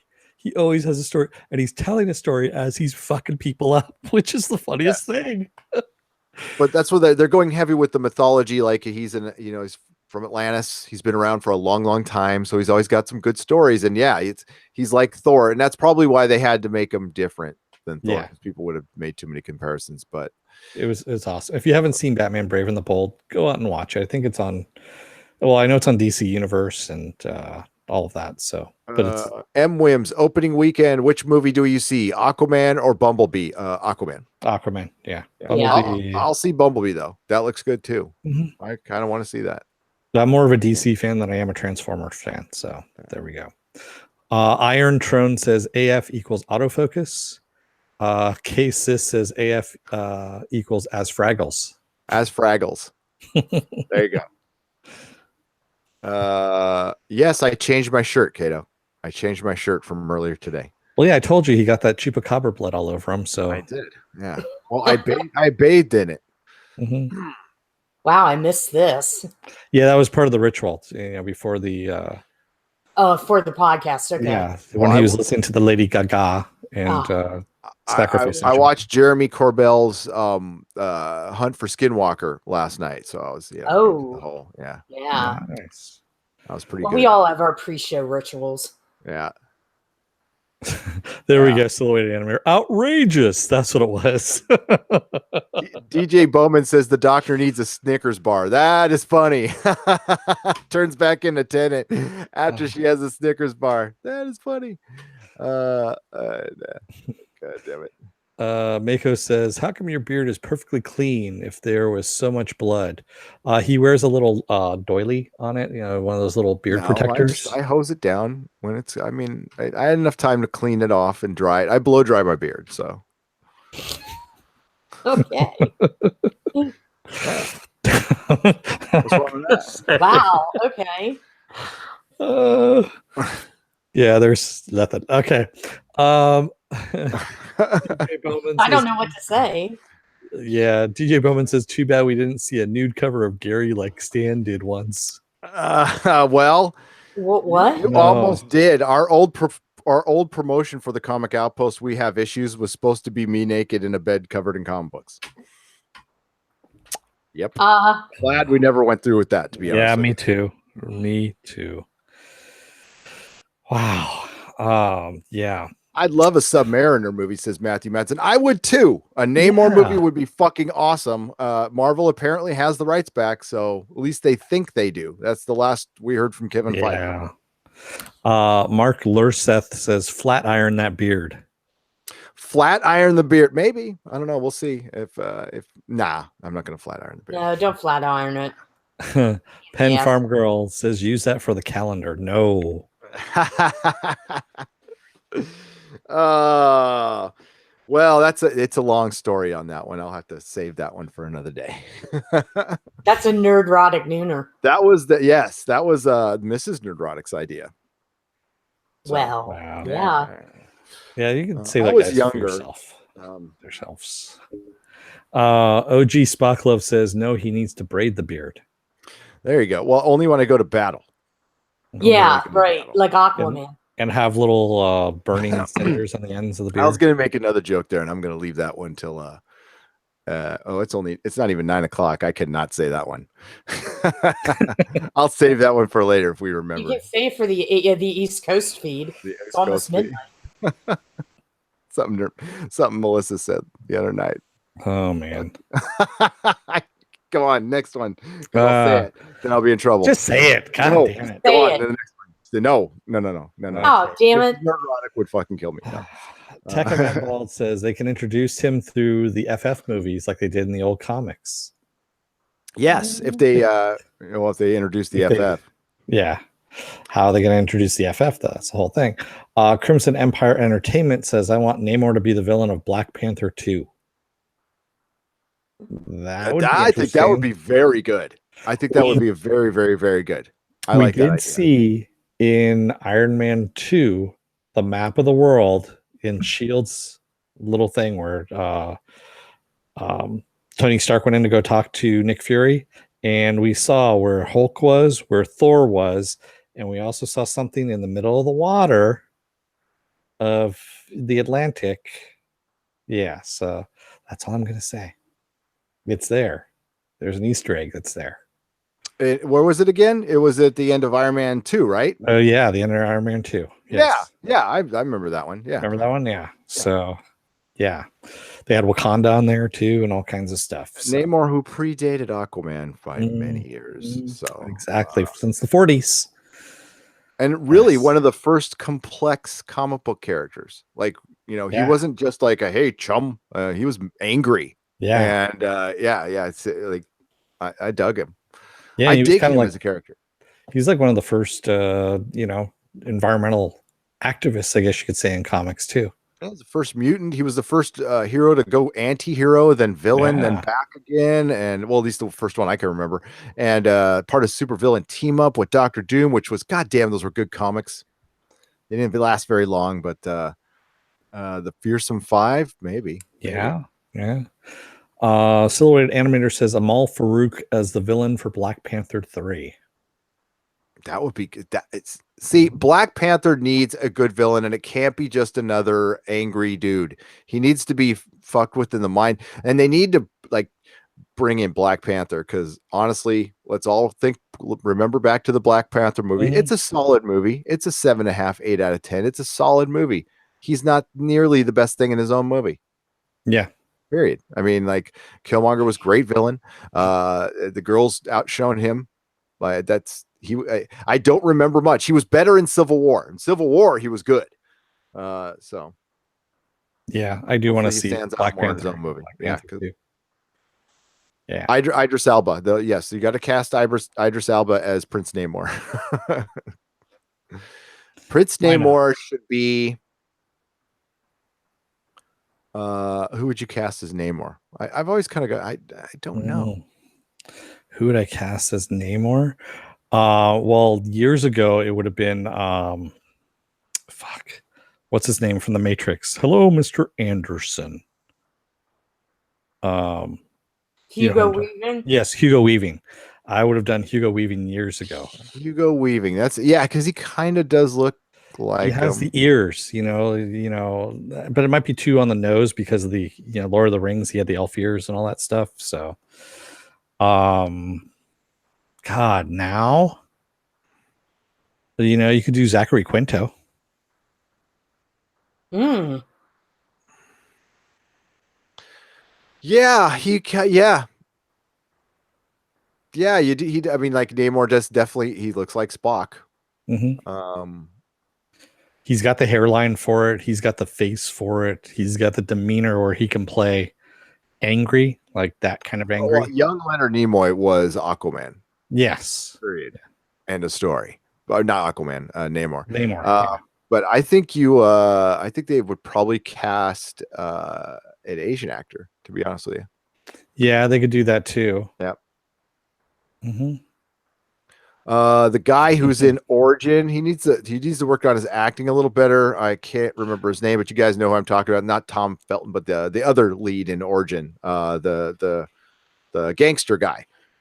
He could probably he's got zero body fat, so he could be Diego Luna as Namor. That would be interesting, but he's doing the Mandalorian, so he might be tied up with that. Daniel Nolan says Scarlett Johansson would be a good yes, absolutely. Yeah. She's playing Abraham Lincoln, so in a Steven Spielberg biopic. It's a sequel. It's Steven Spielberg's sequel. Oh, God, Lincoln no. 2. Nice. Lincoln 2, The Revenge. Yes. No, actually, that's part 3. What am I talking about? It's Lincoln 3, The Revenge. Idris Elba as Dr. Doom is actually not a bad idea. TJ Bowman. That isn't a bad idea. I kind of like that. Yeah, that's actually pretty good. Peter Dinklage as Prince Namor. Sure. I want Peter Dinklage to play. I love what they did with him in Infinity War, by the way. That was fucking brilliant. Yeah, that was awesome. That was a good turnabout. Guys, who would be a good Namor? Come on, help me out with this. You guys are good with this stuff. Well, I gave you Zachary Quinto. I mean, come on. It's wow. Keanu Reeves. Keanu Reeves would be good. I think so. I kind of like that pick. I was thinking that when you said Agent Smith, I was like, maybe Keanu Reeves. He's older, but Namor's supposed to be like, don't cast a 20-year-old. Namor's an older guy. Like he's a man. 50. He's actually 51 now. Yes. Well, that's what I'm. Yeah, that's why you want to cast a 51-year-old. He's pushing old. I would probably cast a 40-year-old or something like that. But Matthew Matson, Jet Li is actually really ill. And I don't. He looks old now. Like, yeah. I'm kind of worried about him, honestly. Tickerman Blade says people forget how arrogant Namor is. Yeah, that's why he would be really good on screen. He's an arrogant son of a bitch, and I think but he's supposed to, you'd have to play that fine line of him being arrogant but likable. All right, it'd be tough. So Blue Cat 42 Daniel Day Kim isn't bad either. Yeah, he's actually playing Major Daimo in the new Hellboy movie. So I can see that. Yes. Maverick MX says Keanu Reeves as Mr. Fantastic. That'd be fine. I want David Tennant as Mr. Fantastic. I know he's been in Marvel before, but I still think he'd be a good Mr. Fantastic. Philip A. Demick says John Hamm as Namor. I could see that. I see him more as a stoic guy, though. I don't think he can play Namor's got to have a very brash personality. Very, very brash. The last movie I just saw him in, he was actually very brash, and I could see him doing it. John Hamm? Nah. Yeah, John Hamm. He's too normal looking. He does not exotic looking enough. Namor has to be exotic. Aki Ross says Melissa McCarthy. Yes, that's it. That's exotic. Blue Cat 42 says Masioka. I don't know. He's a little. What was the last movie you saw John Hamm in where he was playing somebody like Namor? Bad Times at the El Royale. Okay. Is there a Hellboy 3? It's not Hellboy 3. It is a remake. It is a reboot. Hellboy and the Blood Queen. There is no trailer right now because they're currently in major reshoots because it's testing poorly. Donnie Yen as Namor. Again, I think he's a little too old. He's pushing 60. Wesley Snipes is Namor. Wesley Snipes is Blade. Just bring his ass back for Blade, please. Yeah, and I'd be so what down about with what about the character that played Mr. Robot? He could do Rami Malek. Rami Malek. He would have to really yoke up. Maybe. Yeah. Well. Yeah. Was he bulked up for Bohemian Rhapsody? Right. A little bit. He could get bigger. I mean, that's not hard for actors to do. Okay, he could get big. I actually think that's a good pick. I think that's a very good pick. As a matter of fact, that would be my pick. Rami Malek as Namor. I could see that happening. Tom Cruise is the Flash. He does run well. At least he knows how to run. At least that's something they forget to. If your actors are going to run, make sure you actually test them out first. Yeah. What is it? The Ghost Protocol, that Mission Impossible one. He runs in like 2/3 of that movie. Yep. He outruns a blast. I don't know how he does it, but he outruns like a nuclear blast. That's better than getting in a fridge, for fuck's sake. That's true. It is better than getting into a fridge. That could be wrong. So, we got to get this to the Luke thing.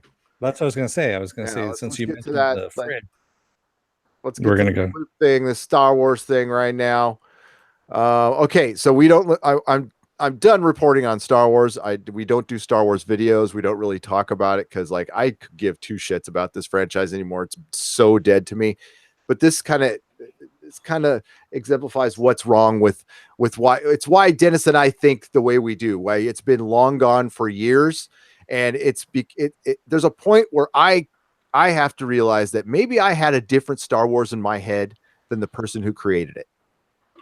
And this goes with that.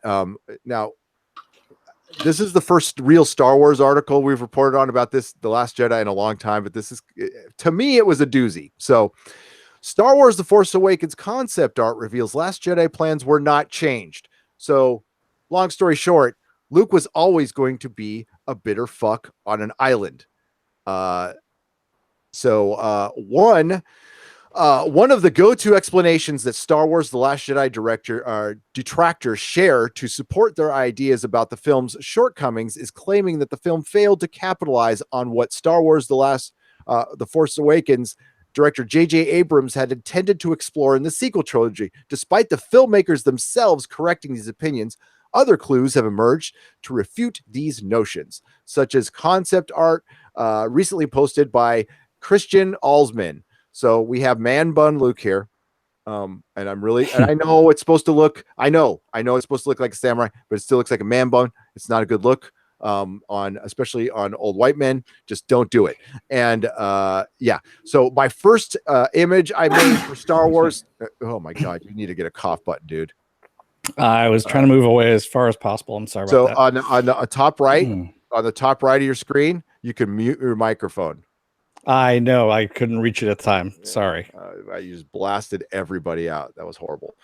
This was January of 2013. Luke was being described as Colonel Kurtz type, hiding from the world in a cave. I wouldn't believe I was getting to make this image, and I even got a Fabuloso from George to boot. In The Last Jedi, Luke was depicted as having lost his faith in the Jedi Order, choosing to distance himself, blah, blah, blah. So that whole Colonel Kurtz thing. That's how they intended Luke to be, like Colonel Kurtz.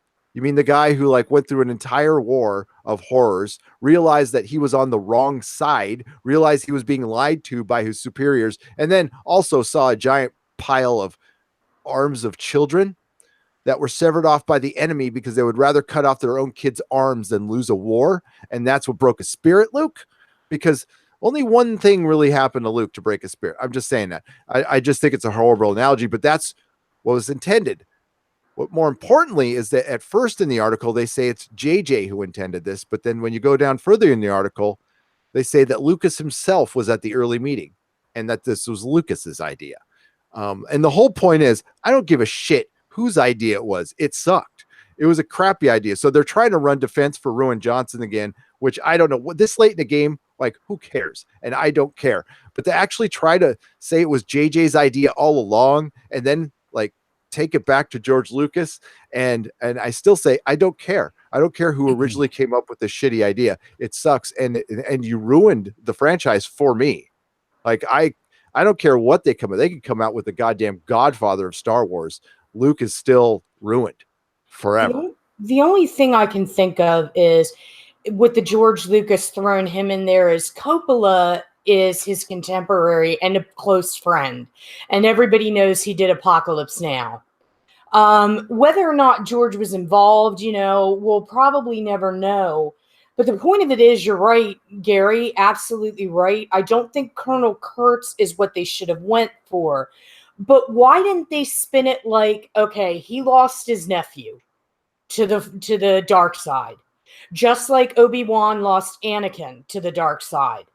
And Obi-Wan, it's kind of like a parallel there. Why wouldn't they want to spin it like that?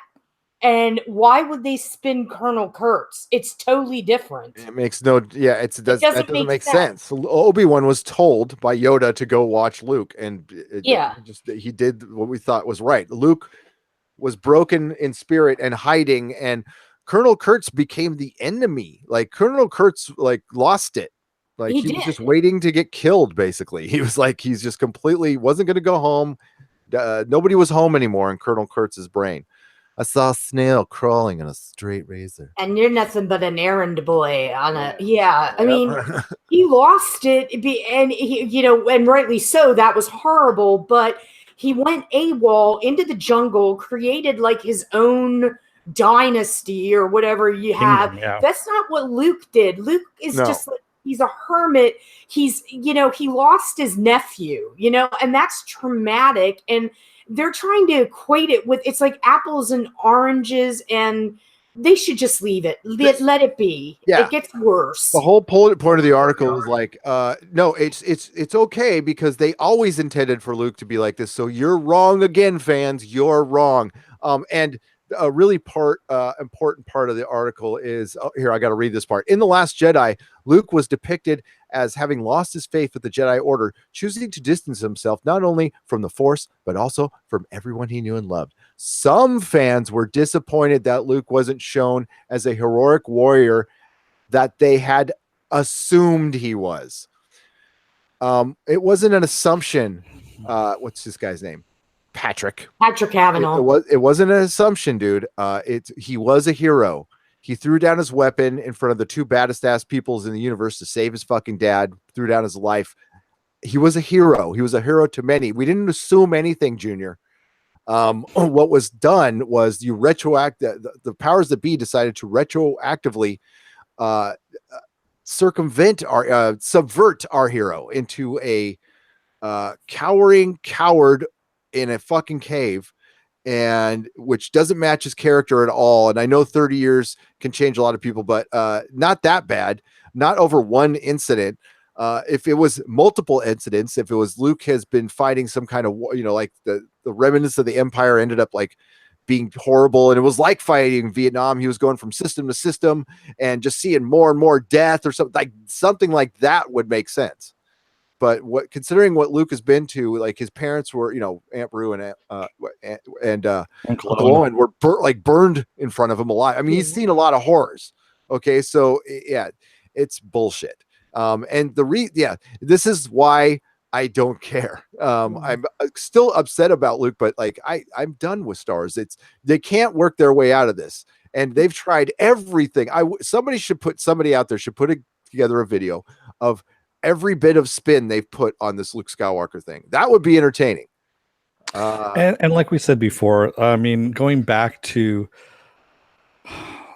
so now they're saying that his reason is all the shit that he saw. So before that, in the movie, they show him going to kill his nephew because his nephew might have turned to the dark side on a whim. He hasn't done it yet. On a whim, yeah. He's like, I should probably kill him. And it's like, this is a man who didn't kill his own father, who was the fucking Dark Lord of the entire galaxy, because he sensed a little bit of good in him. He sensed it. Okay. Now you're going to tell me that this is going to change him right then and there. No, I'm sorry. That's Rian Johnson doing that shit, man. And that I put it squarely at his feet because even J.J. Abrams wasn't going that far. No, he probably had another shitty idea. Don't get me wrong. If he had actually planned that far out, but yeah, just it's Rian Johnson. Every time they come out with this spin stuff, it's like, stop. We're over it. Nobody wants to hear it. Just stop with it. We don't care anymore. They're just perpetuating this because they have to have something to do because they've got money on the line and this movie's coming out next year, I guess. So they've got to keep it in the public's eye, but this is not the way to do it.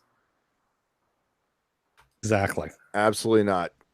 So yeah, that's why we don't talk about Star Wars. It's just gotten dumb. It's just dumb. Yeah. It's really, and they're not moving anything forward with their stories either. I mean, The Mandalorian takes place right before Force Awakens. Like, nothing going past this new trilogy is what they really need to do. They need to get away from the Skywalker family, but they can't. And I honestly, I'd rather watch 19th reruns of the 70s Battlestar Galactica, to be honest with you. I get more entertainment out of that. So, and that's not dissing that at all, by the way. That's a great show and I fucking love it. We were talking about it the other day. What's up, Tarka? Speaking of, he's all Jedi. Yeah, read some chat while I get some Sith Lord Luke Skywalker says, and they don't even show the flashback of the vision that Luke had of Kylo Ren turning. Exactly. He supposedly just kind of thought he might. So, sure, let me light up the lightsaber while he's sleeping. No, you know what? I'm not going to kill you, but damage is done. Oh, well.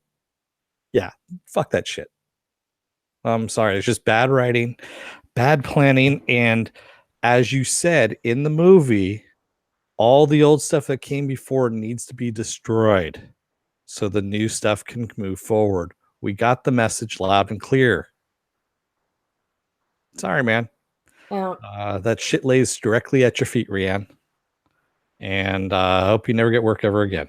Just because, I'm sorry. You just did some really shitty hack job on that one.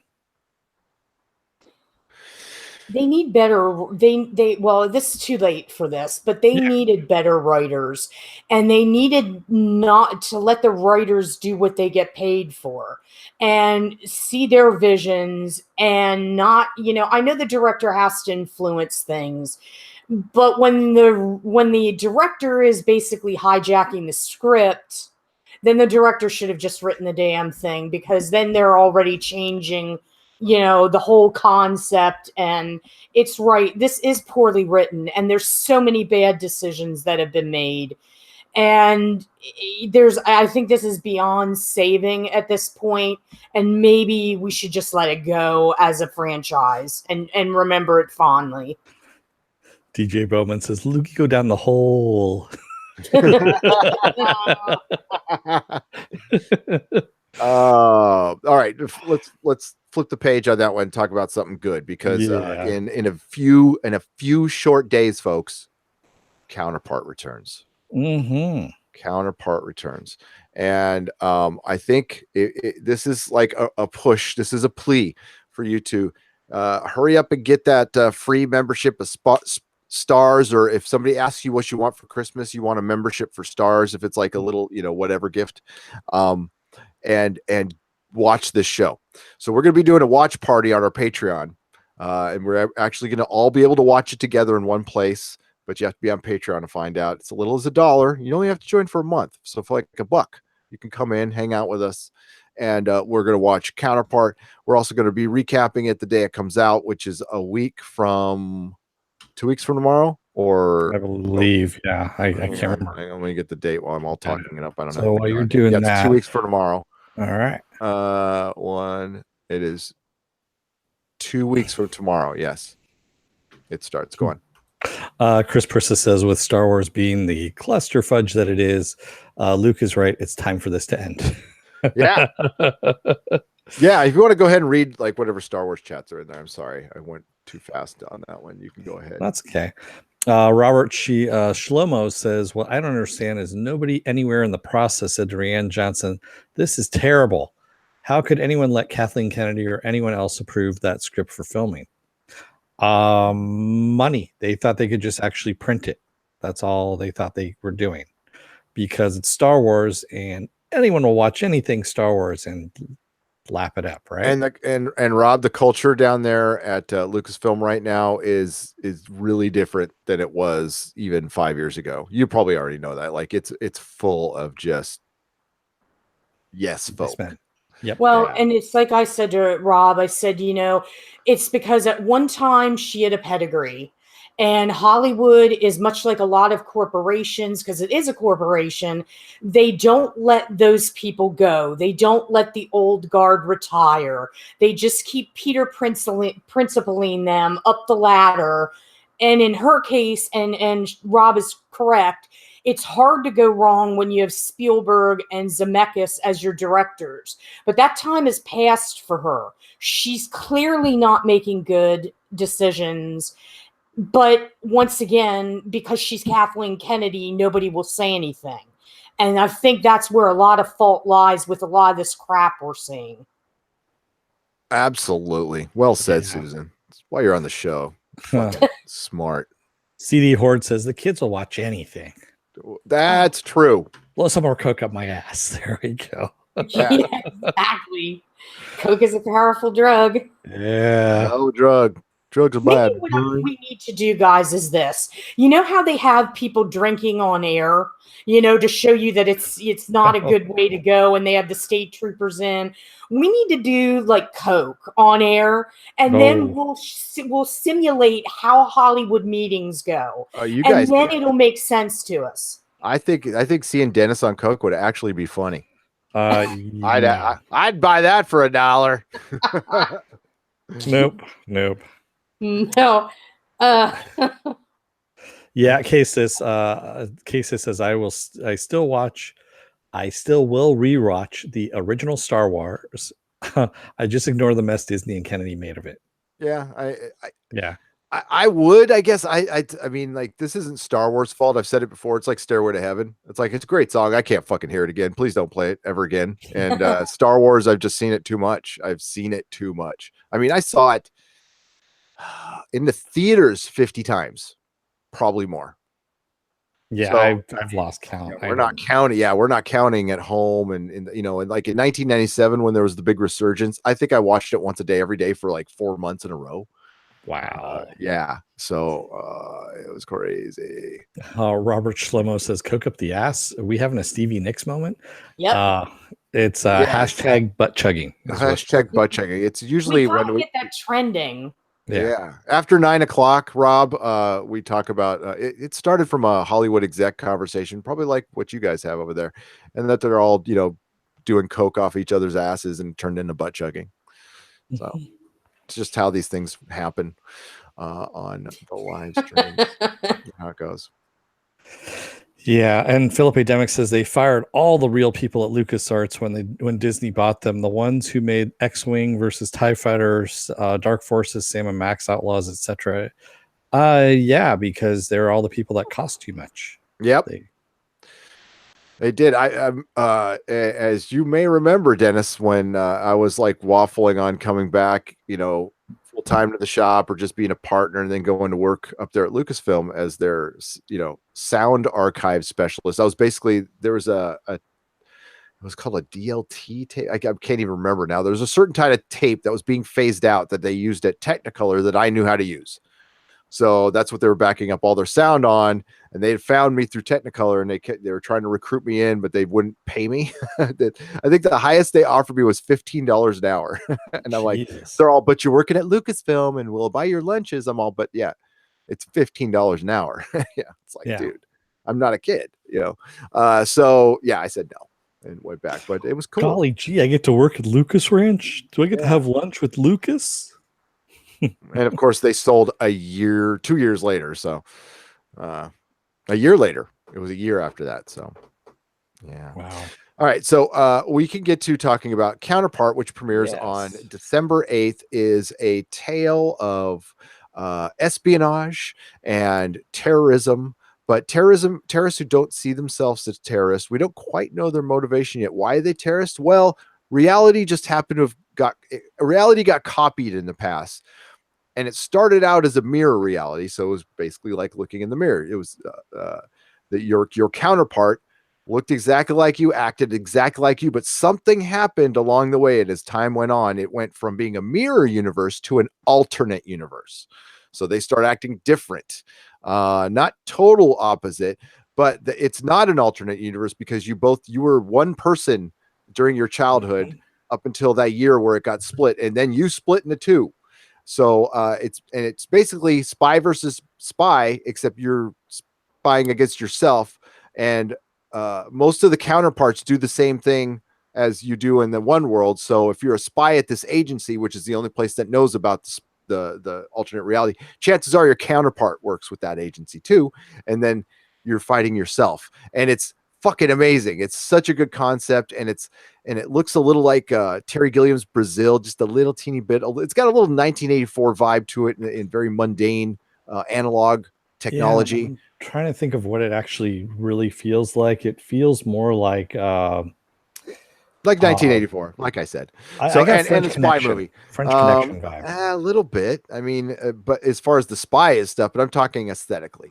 So aesthetically, it's it looks very drab, and it's supposed to, but it's in a good way. It's Berlin. It's Berlin. It's very German.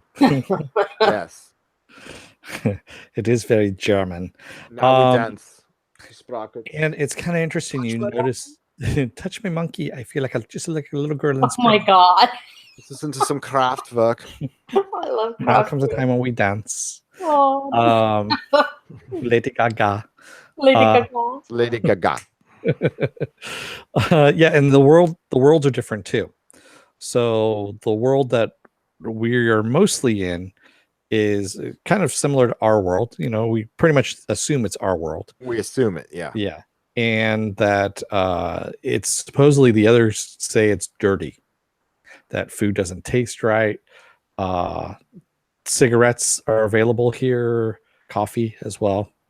It's not in their world because of some kind of pandemic.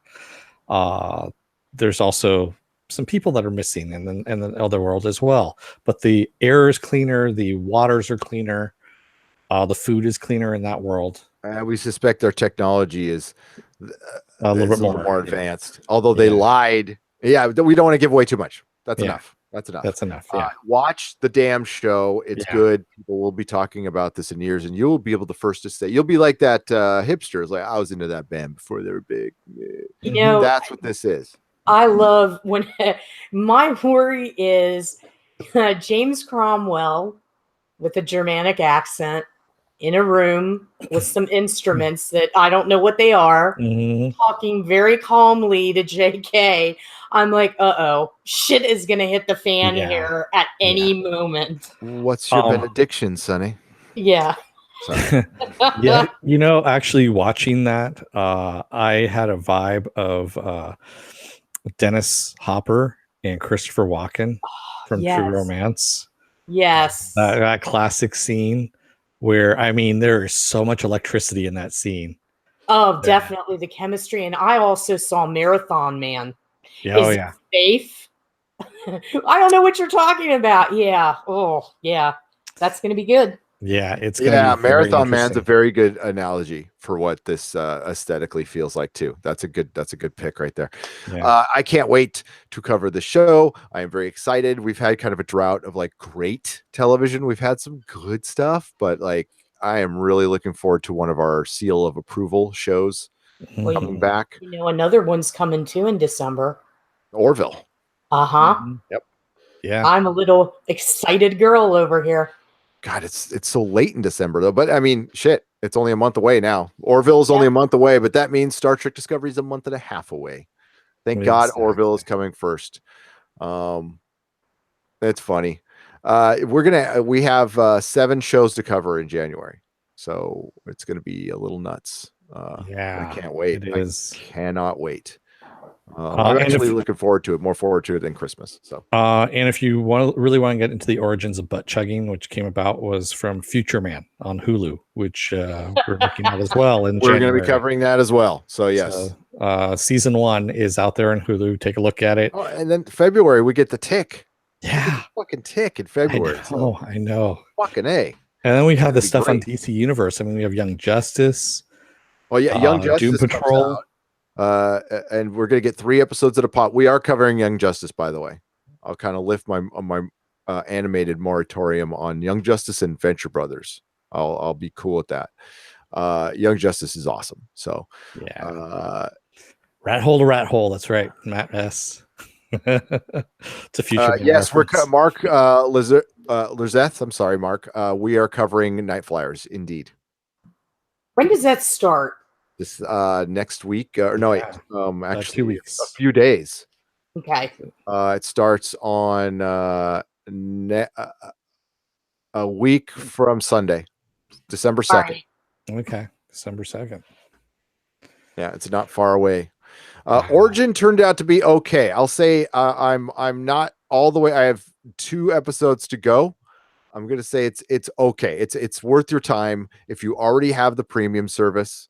If not, then I would wait till Cobra Kai comes back and then watch Origin after you watch the season 2 of Cobra Kai.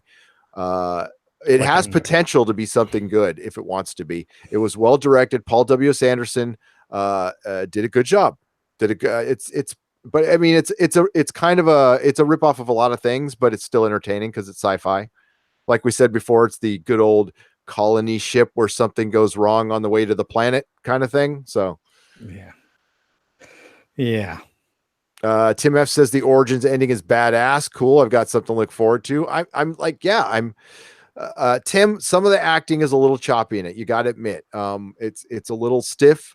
Some people are better than others, but it's got great potential. It's got some there's some intrigue, and I'm getting kind of into it. Yeah, so I'm glad it exists.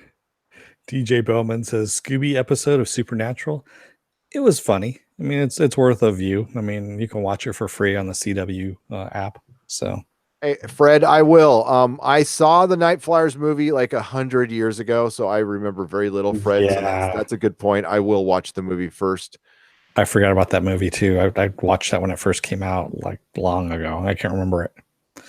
There is a YouTube channel that I subscribe to. I will give them some props now because they just show. It's called VHS Theater, something like that, and they just show old movies, and I guess they're allowed to show them. They're public domain or something like that, and it is called. I'll give them a shout out right now because they've had some really interesting stuff come up. It's called the VHS Drive-In Theater. And their latest movie they put up is Curse of the Black Widow, 1977, horror at 37,000 feet, Gargoyles, 1972, The Shadow Man, like some really Hangar 18 from 1980. Come on. Yes, Robert Vaughn. Yeah. And my favorite horror at 37,000 feet with Bill Shatner. I'm going to put their link in the description, and they are solid. They are cool. So check them out. Do they have Dr. Mabuse? How do you spell Mabuse? Oh, they have the Star Wars Holiday Special up. Oh, Lord. Yeah, nice. I don't think they're allowed to have that up, so don't tell them. Mabuse. Dr. Mabuse.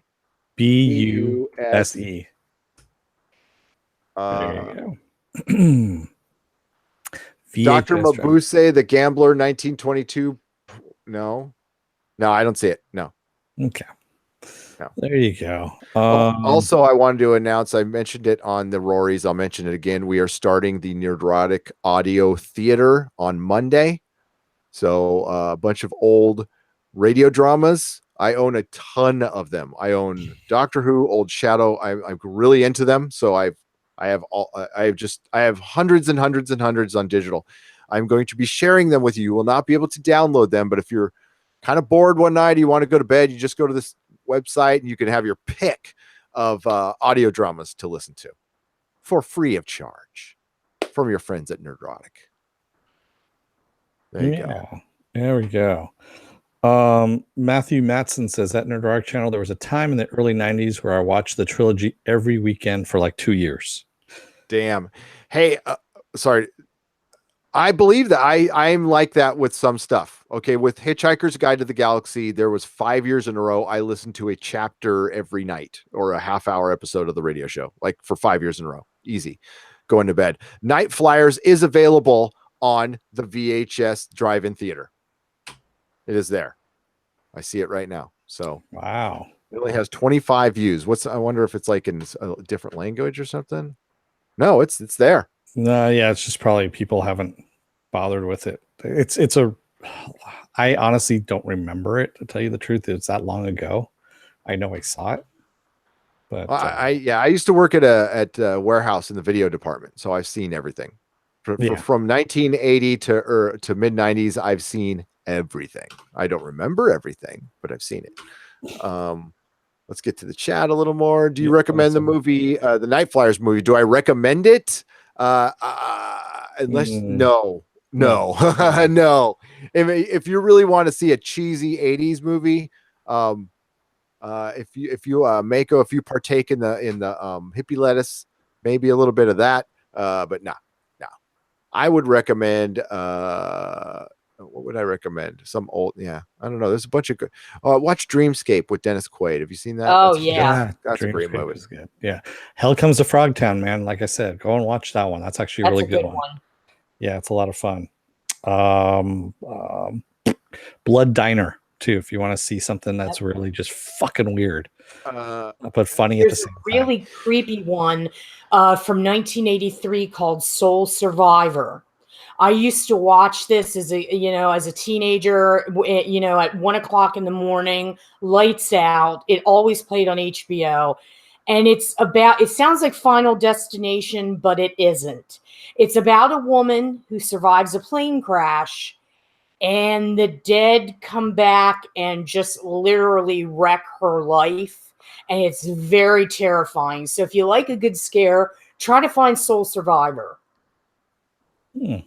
Hey, the theme tune to the Hitchhiker's Guide is an Eagles song, Aki Ross. What is it? What Eagles song? It is the something of the Wizard. Hang on. CD Horde is asking if they have women in prison movies. Yeah, I bet they do. Caged Heat, baby. Caged Heat. Journey of the Sorcerer. Journey of the Sorcerer by the Eagles. Wow, I don't remember that, and I love the Eagles. Is the Hitchhiker's theme. Huh. Yep.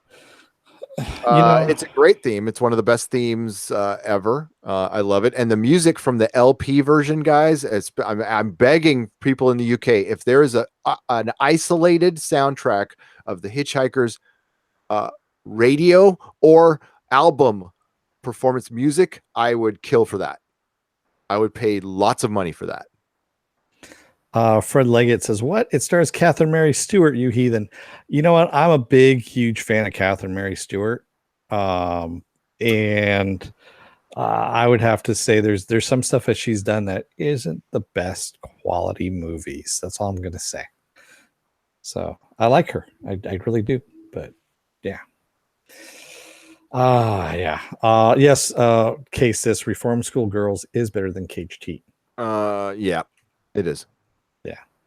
It's a lot more fun too. It is.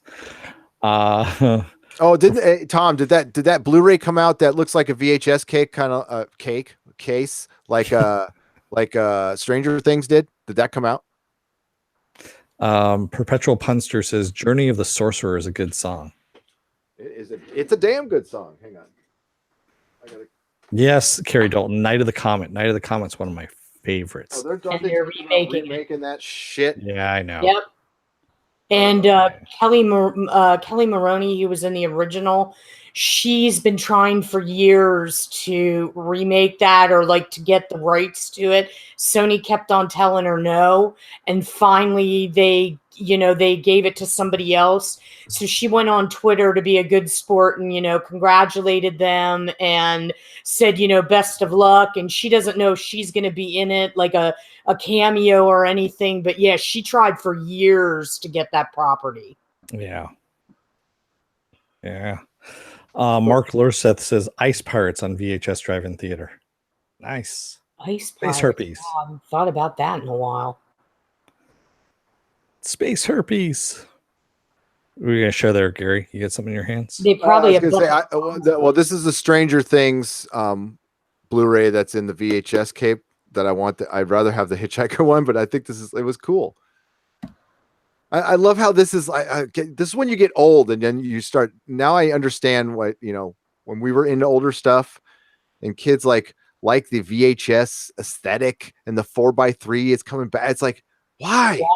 I mean, why? They even have a price tag on it, which is pretty cool. I mean, it's cool.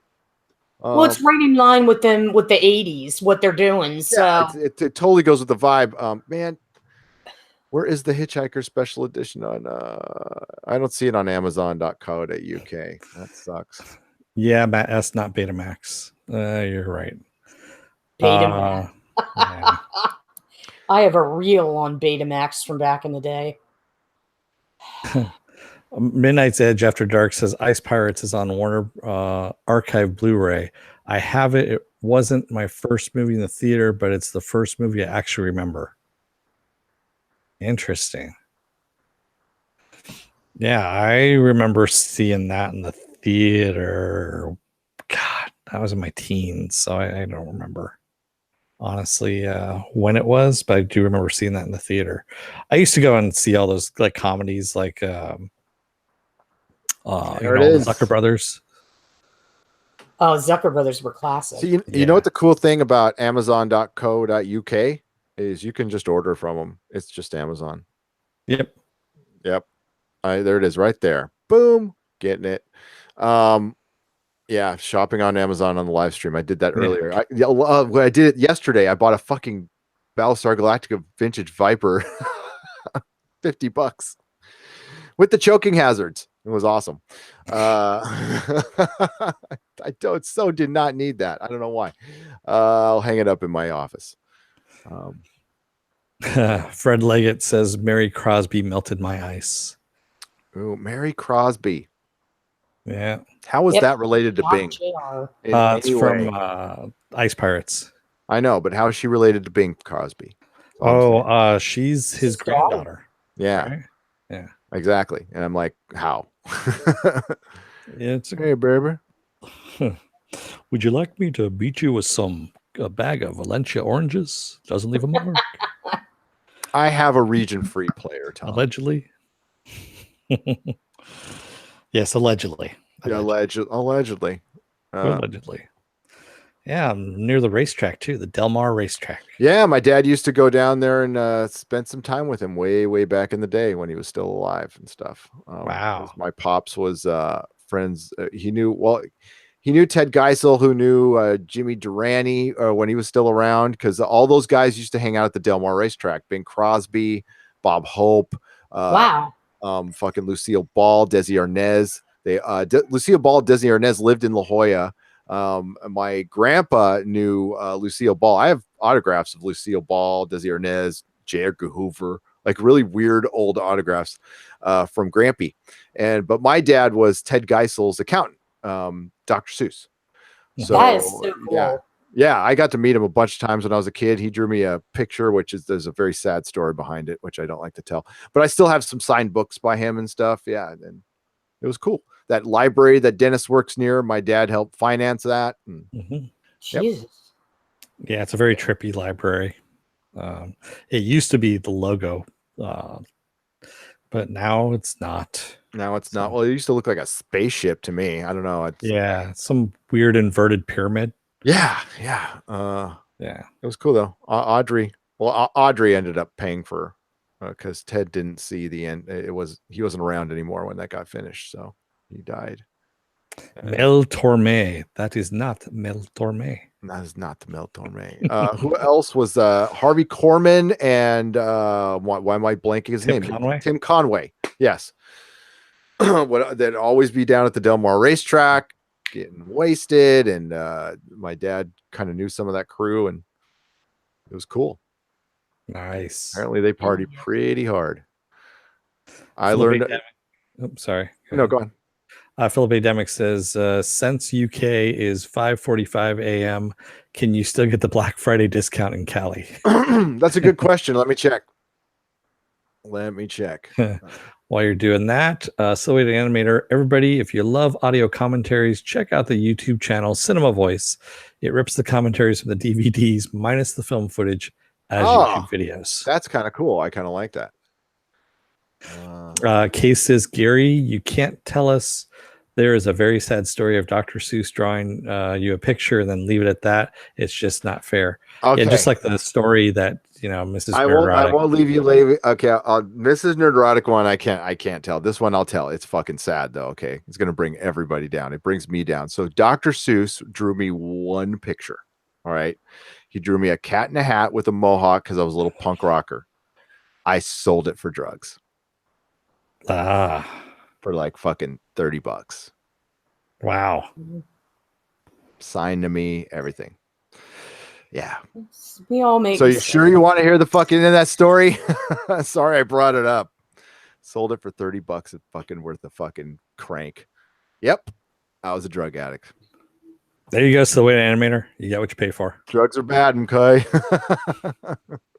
You put the dime in the jukebox, you got to listen to the song. Yes. I'm sorry, that's still a damn good line. It is.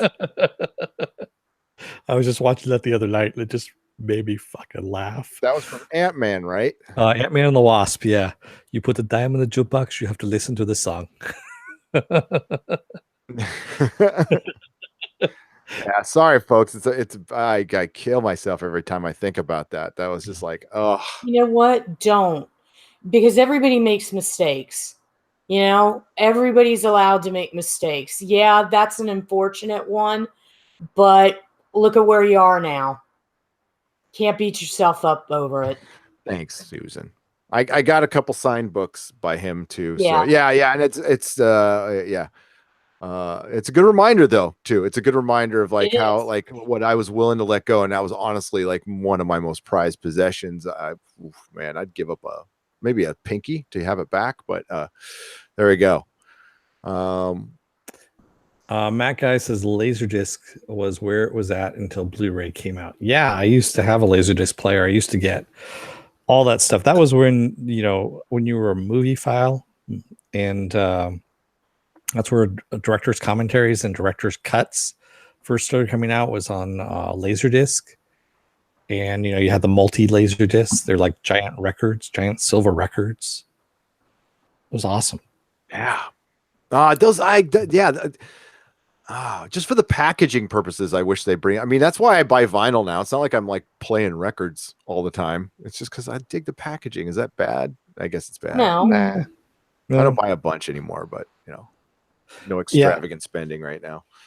I still, and I know I talk about this a lot, is the the commentary on The Thing with John Carpenter. Oh, the drinking. Kurt Russell. Yeah.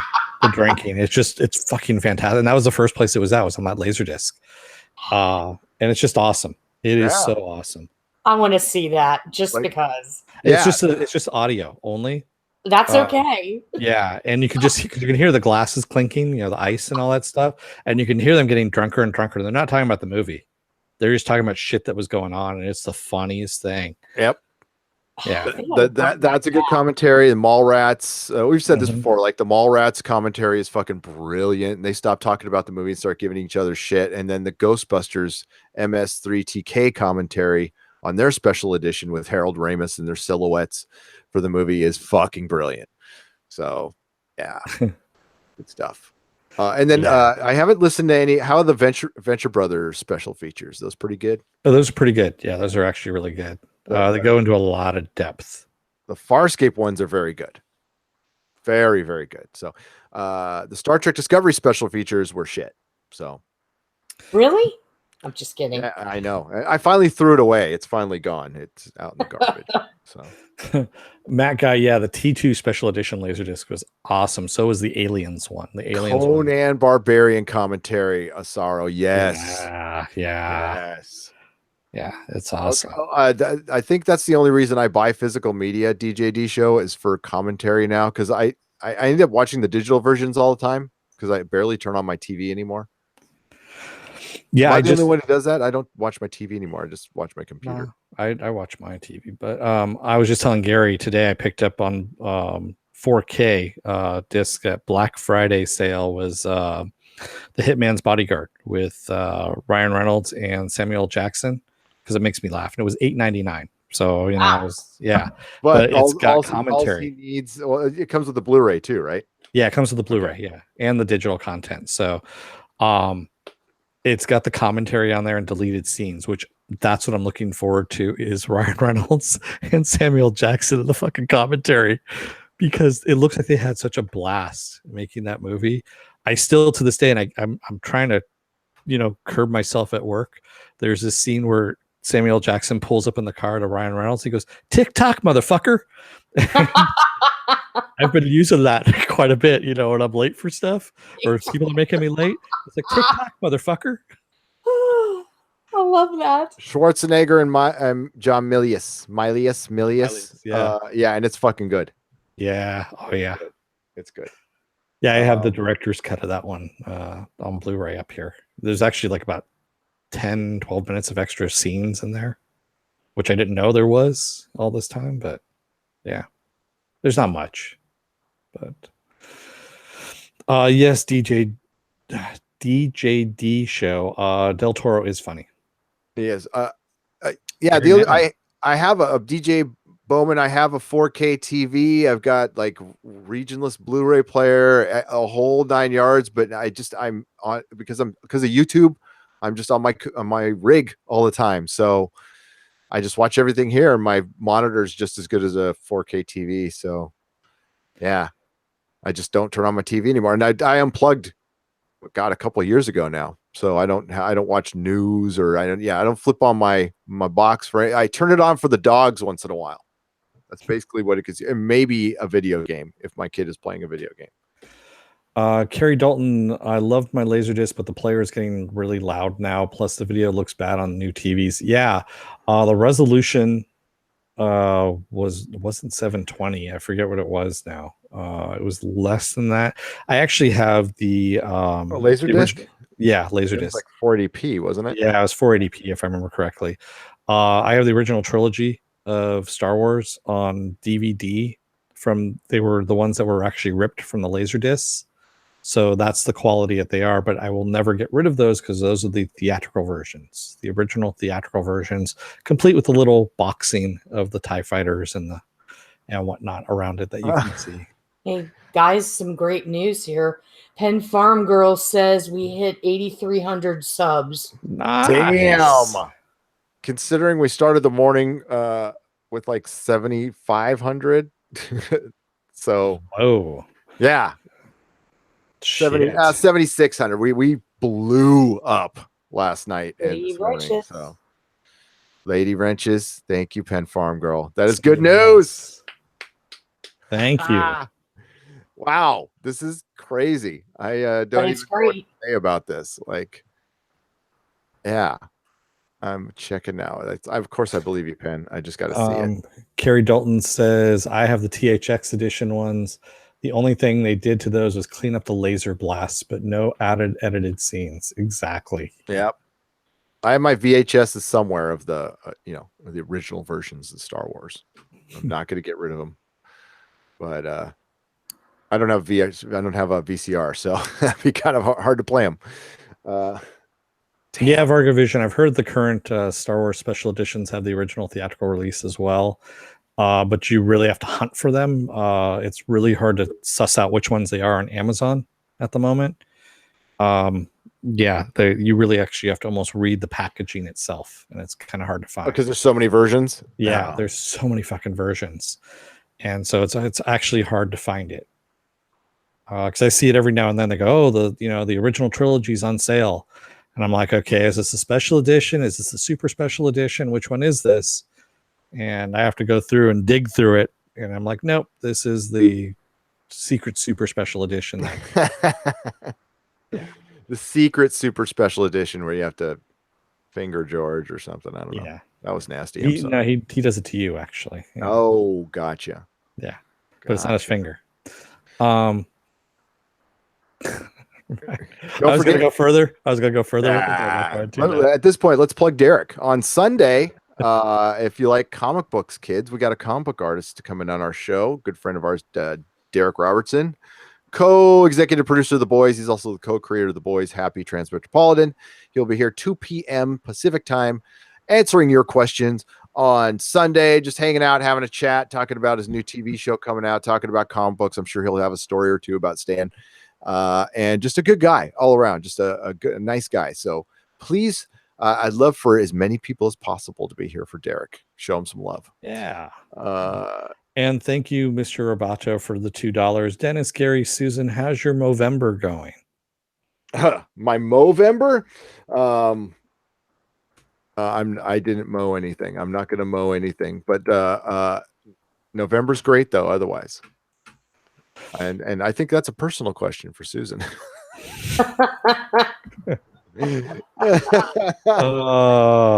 Well.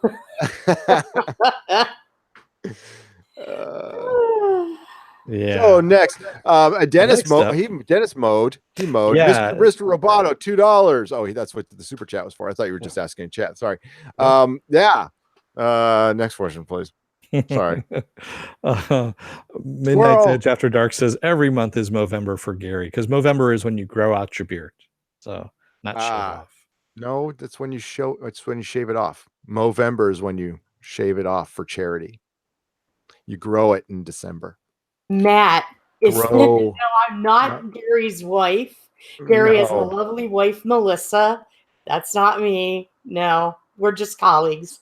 Susan has better taste than that. Oh, no, that's okay. Yeah, we're colleagues. We're friends. Yeah. Yeah. See, Johnny Pappas even says it's when you grow a mustache. That's what Movember is. I thought you shaved it off. No.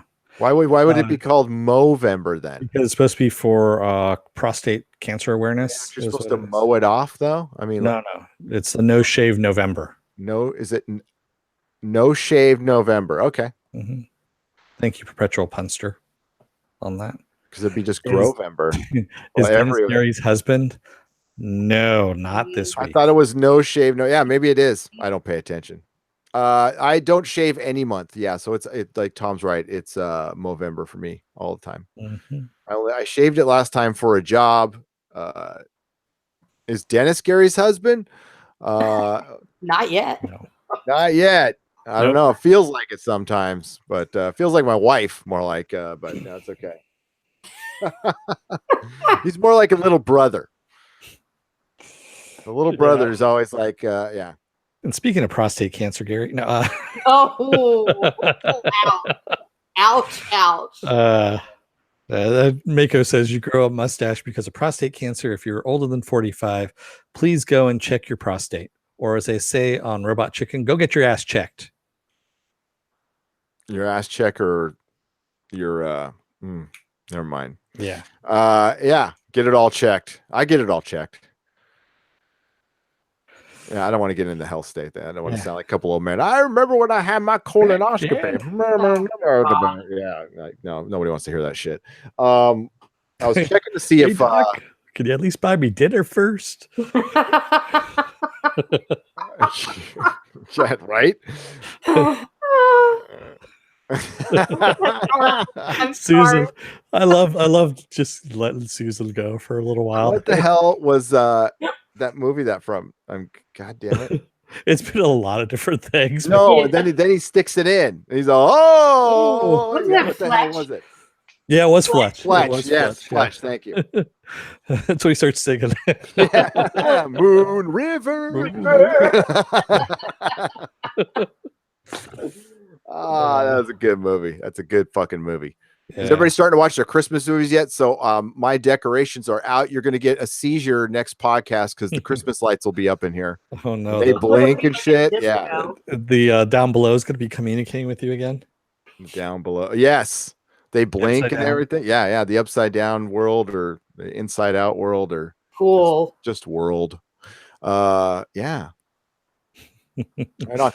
And then Doomcock mentioned an exozone, so maybe tomorrow, but probably next week, maybe. So we'll say that. So we have tentative plans for either this Saturday or next Saturday, but those could change. So just keep an eye on the Nerdrotic schedule or Doomcock's Twitter, and he'll let you know.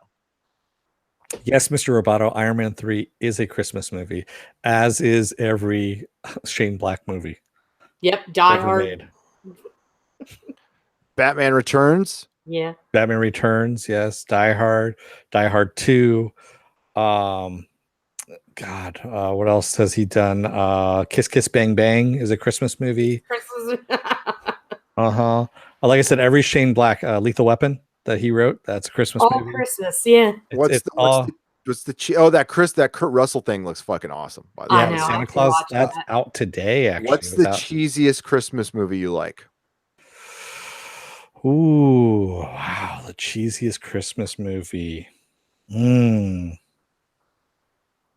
See, Christmas Vacation is good, but I don't consider that cheesy. It's not cheesy. That's fucking classic. That's awesome. Wow, I'd have to think. I'll give you an example. Okay, so I am a sucker for Love Actually. I fucking love that movie. It's the cheesiest, worst, fucking terrible, basic, yacht, normie kind of thing in the world, and I love it. So it's okay. Yeah. Because I'm gonna ruin my cred here, but yeah, Sleepless in Seattle. Oh, every single freaking time. What? No, I'm just kidding. Yeah, I know exactly. Every time that's on, it gets me every time. Every time. I'm gonna have to say my latest one that I actually have thrown into the Christmas movie rotation is called The Night Before, and it's with Seth Rogen. Oh yeah, Mackie and Joseph Gordon-Levitt, and that one's very schmaltzy, but I really like it.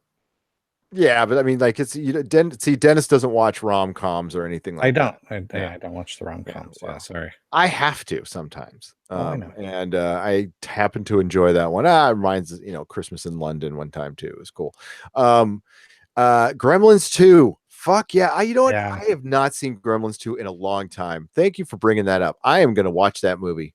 I fucking love that movie. The first one's awesome too, especially first one's the best. Dark in the fucking middle of it. I'll tell you the reason why I hate Christmas. Yeah, it's like, dude, I saw that movie 10 or 15 times in the theater. Own the soundtrack. I love that movie. I like the second one. It's got a little, Slayer in it, by the way, a little Slayer riff. Yeah, it's cool. Yeah, it's got what's the fuck is his name? From Glover. Smallville. Glover. Yeah, Glover. Yeah, he's awesome in it. Yeah, and Marla Bloodstone, who plays she's the redhead one that she went off and started doing freaking soap operas after all that. But she was actually really good. She was a character actor for a long time in the 80s, doing some really weird shit. And I liked her a lot. But then she went off and started doing soap operas. Phoebe Cates was in the first one, who would have been the best Donna Troy ever, by the way. Oh, yeah. Yep. Phoebe Cates. She helped me grow up. You went through puberty with her. Yeah. Oh, yeah. Well, I mean, Fast Times. Come on. Yeah. Yep. Life's the same. Living in stereo. Life's the same, except for your shoes. Remember that during that song, that scene. Doesn't anybody knock? Yeah. Does anybody knock? Gary, you said you were combing your hair. Sorry, different movie. Kevin Kline has that now. He's tapping that. Yeah, Kevin Kline. Yeah. He took her out of the market and also out of films. Yeah. Ass hat. Yeah. Yes. Mr. Roboto, Deadpool is getting a Christmas feature. Yes, we talked about that last week, that there's a Christmas. Not going to watch it. I agree with Tom 100%. It's a test for PG-13. Don't give them the money. Don't do it. Go see another movie and then sneak into that one. But if you go to Deadpool PG-13, you are supporting a PG-13 Deadpool for the future. So be warned. Yes, Midnight's Edge After Dark. Most paused scene in VHS history was Phoebe Cates in Fast Times. Yep. If you ever rented that movie, you noticed that the tracking on that always was off. Ooh. Yeah, why is there always a thing there? It's good spank material. Yeah. And Benjamin Orr, rest in peace. The true genius behind the Cars, early Cars. Not a fan of their later work when they got really poppy, but man, their first couple albums were just fucking rock and roll. Candio is my favorite song, though. It has to have the lead up too. It has to have that little prequel lead up. But god damn, those first 3-4 albums are so fucking good. Love the Cars. Yeah. Mr. Roboto asks, what is Donna Troy's origin? I heard she's displaced Wonder Woman who's younger. What? Donna Troy is Wonder Girl. She's in Teen Titans. She's played. I'm pretty sure that's the sister from Man in the High Castle. I believe it is. Yeah. The one who died and then came back, and then sorry, spoilers. The one then maybe he's not dead again. We don't know. Just forget everything I just said if you haven't seen the show. Sorry. It's been out a while though. There's a review on the channel. Please check it out. Yes, exactly. Tim F says, my girl is Carla Gugino. Been obsessed with her since the 90s, and she's still a fox. Yeah, she is freaking hot. Oh yeah, the Haunting of Hill House. She's still breathtakingly beautiful. Oh god, yes. No, that's a woman right there. That is a woman. Yes. Yeah, I remember when she was with Pauly Shore in that was like one of her first movies, and where she takes him home to meet his family or her family. She poses him as her son-in-law. There we go. That's what it's called. Horrible movie. That was like one of her first movies that she was in. Really? God, she looks better. I mean, she's like ages so yeah. Don't even get me started on her. I like and she was also in Sin City, of course. Yes, she was. All of her. It was in Sin City. Yeah, she's good. Tekkaman Bald says current version is some kind of clone made to kill Dina given new memories. Diana. There we go. Okay. Heartbeat City to me, Tom, you got the setup to 87. That's brilliant. That's like a solid set of the Cars. I would say that like their last good album for me, just for me, is Heartbeat City. They went a little pop on that one. I missed their, some of their good guitar work, but I had good memories of Heartbeat City. It came out in 84, and that's when I graduated junior high and before I really started doing a lot of drugs. So I was still kind of a good kid. Cars. Love the fucking Cars. Mako, I agree. Carla Gugino is up there with Christina Hendricks. Yep. She made curves accessible.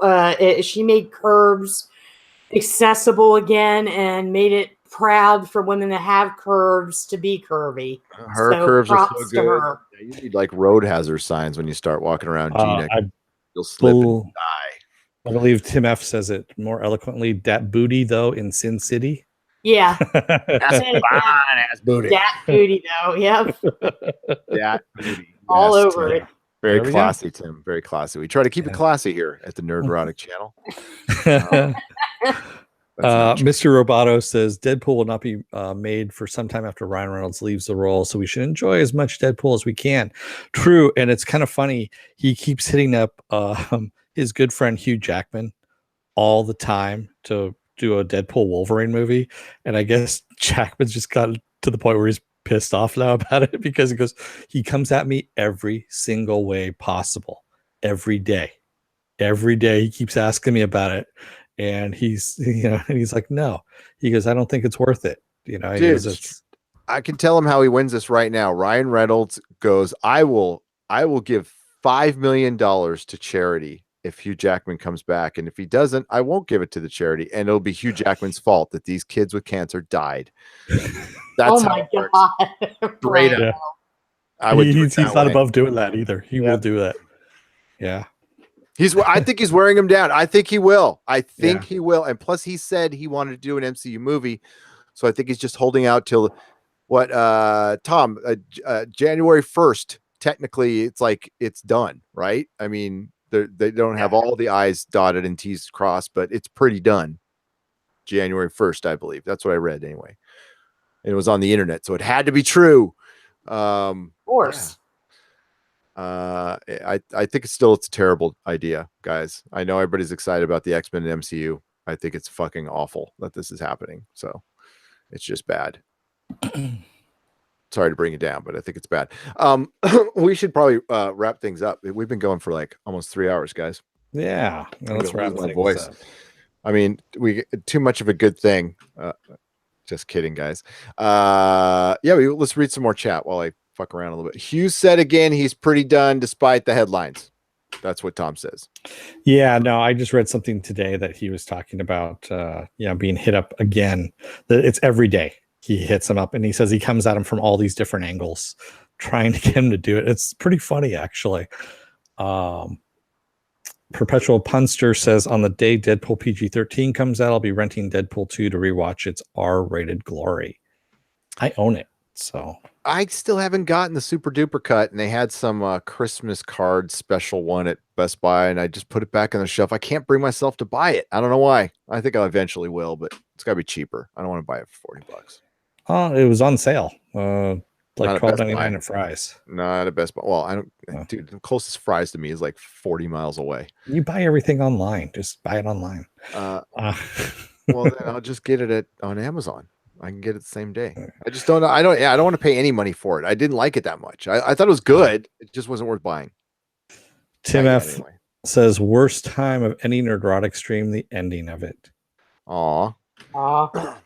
I heard the director's cut's better. Is it less of the kid? I'm sorry, guys. That kid annoyed the shit. Yeah, the kid's kind of annoying. No, there's not less of the kid. That's all. But I mean, the Deadpool parts are solid. It's good. It's good. It's good. I don't mean to like. The first one's better, but like it's good. Yeah. I just can't. Yeah. I spent $50 on a fucking vintage Viper, which I shouldn't have done. So I can't. Yeah, Tom, they get you on the VAT. So the Hitchhiker's Guide to the Galaxy Anniversary Collector's VHS retro packaging is really kind of cheap. So it's 21 euros, which means $33 US with shipping. But then there's a $24 VAT. Fuck you. Damn. Like $50. Well, it's kind of funny. The Big Lebowski has its 20th anniversary edition that just came out. It's on Blu-ray, and it's kind of funny because I have the 10th anniversary edition. What's that got to do with Hitchhiker's Guide to the Galaxy? Oh, we're talking about packaging. So yeah, we were. So this is the packaging, which is a bowling ball. He's just trying to work in his Big Lebowski 20th anniversary. I don't recall saying anything about packaging. You said packaging. No, I said I'm talking about shipping charge. But go ahead, man. Right. Whatever segue you need to do, show the people. I already did. So it's essentially the same ball, but now they added a bag to it, and it's fucking $40. And I'm like, yeah, I'm not buying that for $40, even though it's Blu-ray. Enjoy physical media while you can, because it's going away. Oh, I know. It's going away. It's detrimental to any streaming service. They're only doing it right now, but believe me, it is going to go bye-bye. Oh, I know. And I'm not happy about it. No, absolutely not. I'm like, it was talking to Tom and Doomcock that made me think about, because I used to be such a snob about DVD, and now fuck it. If I can find it on DVD just to own it, I don't care if I don't really care that much about the quality. That's why, so I've been buying up like cheap ass DVDs and stuff. I know that'll never be on like Blu-ray or on like Farscape's a great example. You can't fucking stream it anywhere. So, and if something goes into rights hell, then, at least you'll have your copy. Mr. Roboto says, in the word of Cassidy of Preacher, the Big Lebowski is overrated. Ah, yes. Yeah. He can't be right about everything. Mage Grey Wolf says, Google Phoebe Kate Fast Times at Ridgemont High. You will not be disappointed. Yeah, just remember to turn off the parental blocks. So. Oh, hey, okay. So that's weird. Okay, weird. All right, Tom, they waived the VAT. So I got that Blu-ray for $33 from with shipping from the UK. Right on. Aki Ross says Star Trek Discovery Secret Black Badges equals $15 plus $50 shipping. I know, right? You need the money.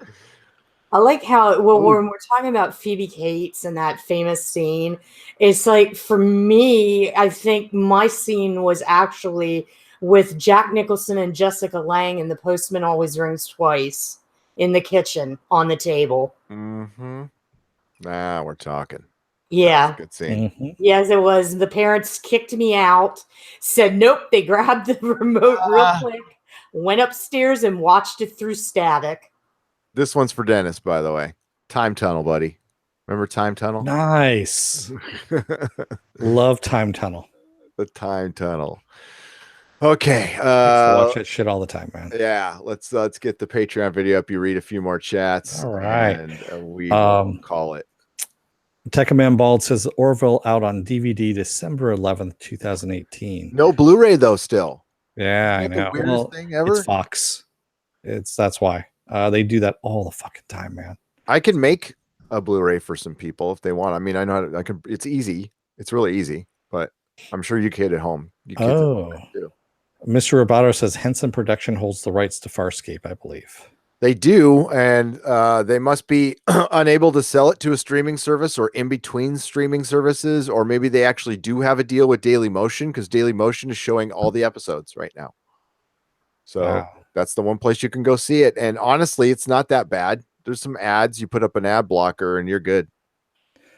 Matt Guy says Best Buy in Canada is no longer selling DVD, Blu-rays, or CDs anymore. What? Really? Yeah, I kind of figured they were phasing them out down here too. I mean, it's God, I went into a Best Buy a couple months ago, but I didn't go back into the DVD section. They're small. They're really small now. Yeah, they're really small. They're And the only box set I saw was the Harry Potter one and Teen Wolf. I didn't see any good like holiday box sets. Yeah, bummed about that, but they're not making them anymore. That's why. No, I know. Philip A. Demick says, "What was the 70s show that was set in the Bermuda Triangle called?" Oh, Mark Lursis said, "Fantastic Journey." Yeah, that was it. I do remember that. It only had one season, if I remember correctly. Yep. Yeah, it wasn't. I do remember that one. There was a whole bunch of like really crappy TV shows that happened in the 70s that were here and gone. But they were fun, though. They were fun. Yeah. Like the Magician. The 70s Spider-Man is not on Blu-ray yet. It was, I remember it was about to get released. I pre-ordered it. It had a date. It was right around when the Spider-Man movie came out. The first one, the Raimi one. And they were also going to release all those crappy Jack Kirby cartoons from the 60s all in one set.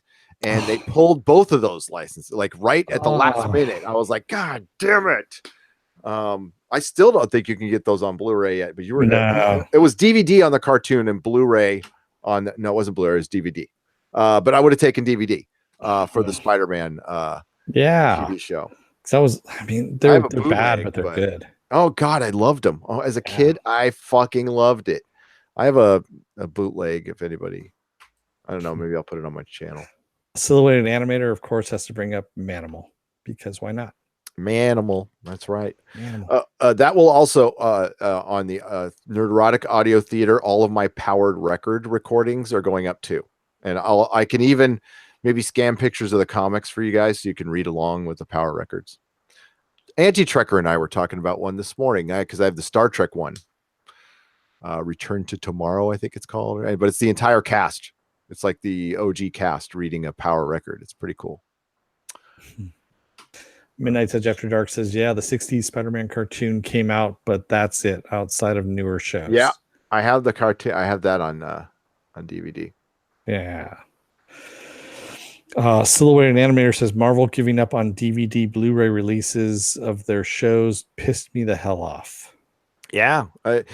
I'm surprised that Netflix came out with the Daredevil season 1 and 2 Blu-ray. I'm pretty shocked about that. I don't think they're going to be doing Alter Carbon, which sucks. I'd love to have Alter Carbon on Blu-ray. But Netflix is going to be the first one to kind of get rid of it.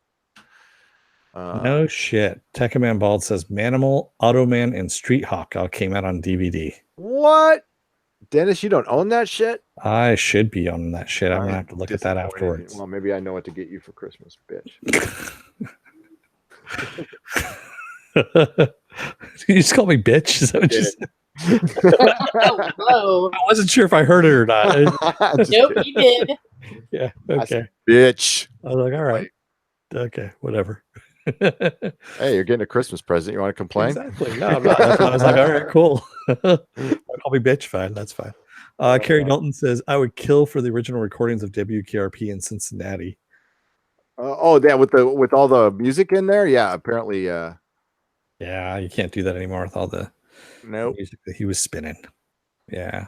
So you could get an Altered Carbon Blu-ray, but it's a bootleg from Russia on eBay. So. Case this wasn't Darren's boss from Bewitched, J. Jonah Jameson in the 70s live action Spider-Man? Yes, he was. Yep. Yeah. Because he looked exactly like him. Didn't act like him. He was too nice. He was way too fucking nice. Yeah. But what's his Parker Stevenson or whatever his name is? He was a good Peter Parker. Yeah, he was. God, I forgot his name, but yeah, I can't remember it either. And I used to know his name, but I got old. Yeah, he was a good Peter Parker. Yeah, no, I did too. Matt Guy says Bromance, Scary, and Dennis. Yeah. Oh, did I forget to hit the play on that? That always helps. Goddamn. Yeah, you might doing 20 other I was things. wondering what was going on. I was reading a whole bunch of comments, and there we go. I love how Dennis just lets it go for half. Guys, speak up if I haven't hit play on something. I was 50 things at once here. I know. I was trying to read through the comments though too at the same time. Tenno Recluse. Susan could say something too. Tenno Recluse says for proper 80s cheese, you can't beat Automan. Lots of cheese and Tron-alike glows. Yeah. Yeah, that was a total Tron ripoff, which was awesome. Tim F. Is the actor that played Buck Rogers still around? Yes. Yeah. Bill Gerard, yeah. Very much around. The poor man's Lee Majors. Yeah. Speaking of Lee Majors, Susan, I was going to tell you, have you seen the new Honda commercial that has the Bionic Man toy that's voiced by Lee Majors? Oh my God, are you kidding me? No. I have to find this. It's the funniest fucking thing. I've been watching CW, the superhero Dennis watches shows. Commercials still. And no, it's stuck in between the CW shows, so I can't fast forward. While he's watching CW shows. But I heard it and I'm like, old Simpsons show. Is that fucking? It is. It is Lee. Oh my God, Lee Majors. Yeah, and he goes, "Remember when you got me for Christmas?" And it's bouncing around the toy, the Hondas and all that shit. It's the funniest thing, and I'm like, who are they gearing this commercial? Oh, they're gearing it towards me. I got it. Me in my collection of. Oh my God. Oh, I so love Lee Majors. I don't care if he's 75. He's yeah. That's great. That just made my night. I have to go find that. Yeah, it's pretty funny. Yeah, Mr. Twisted 72. You've seen it. It says awesome commercial. Yeah. It's yeah.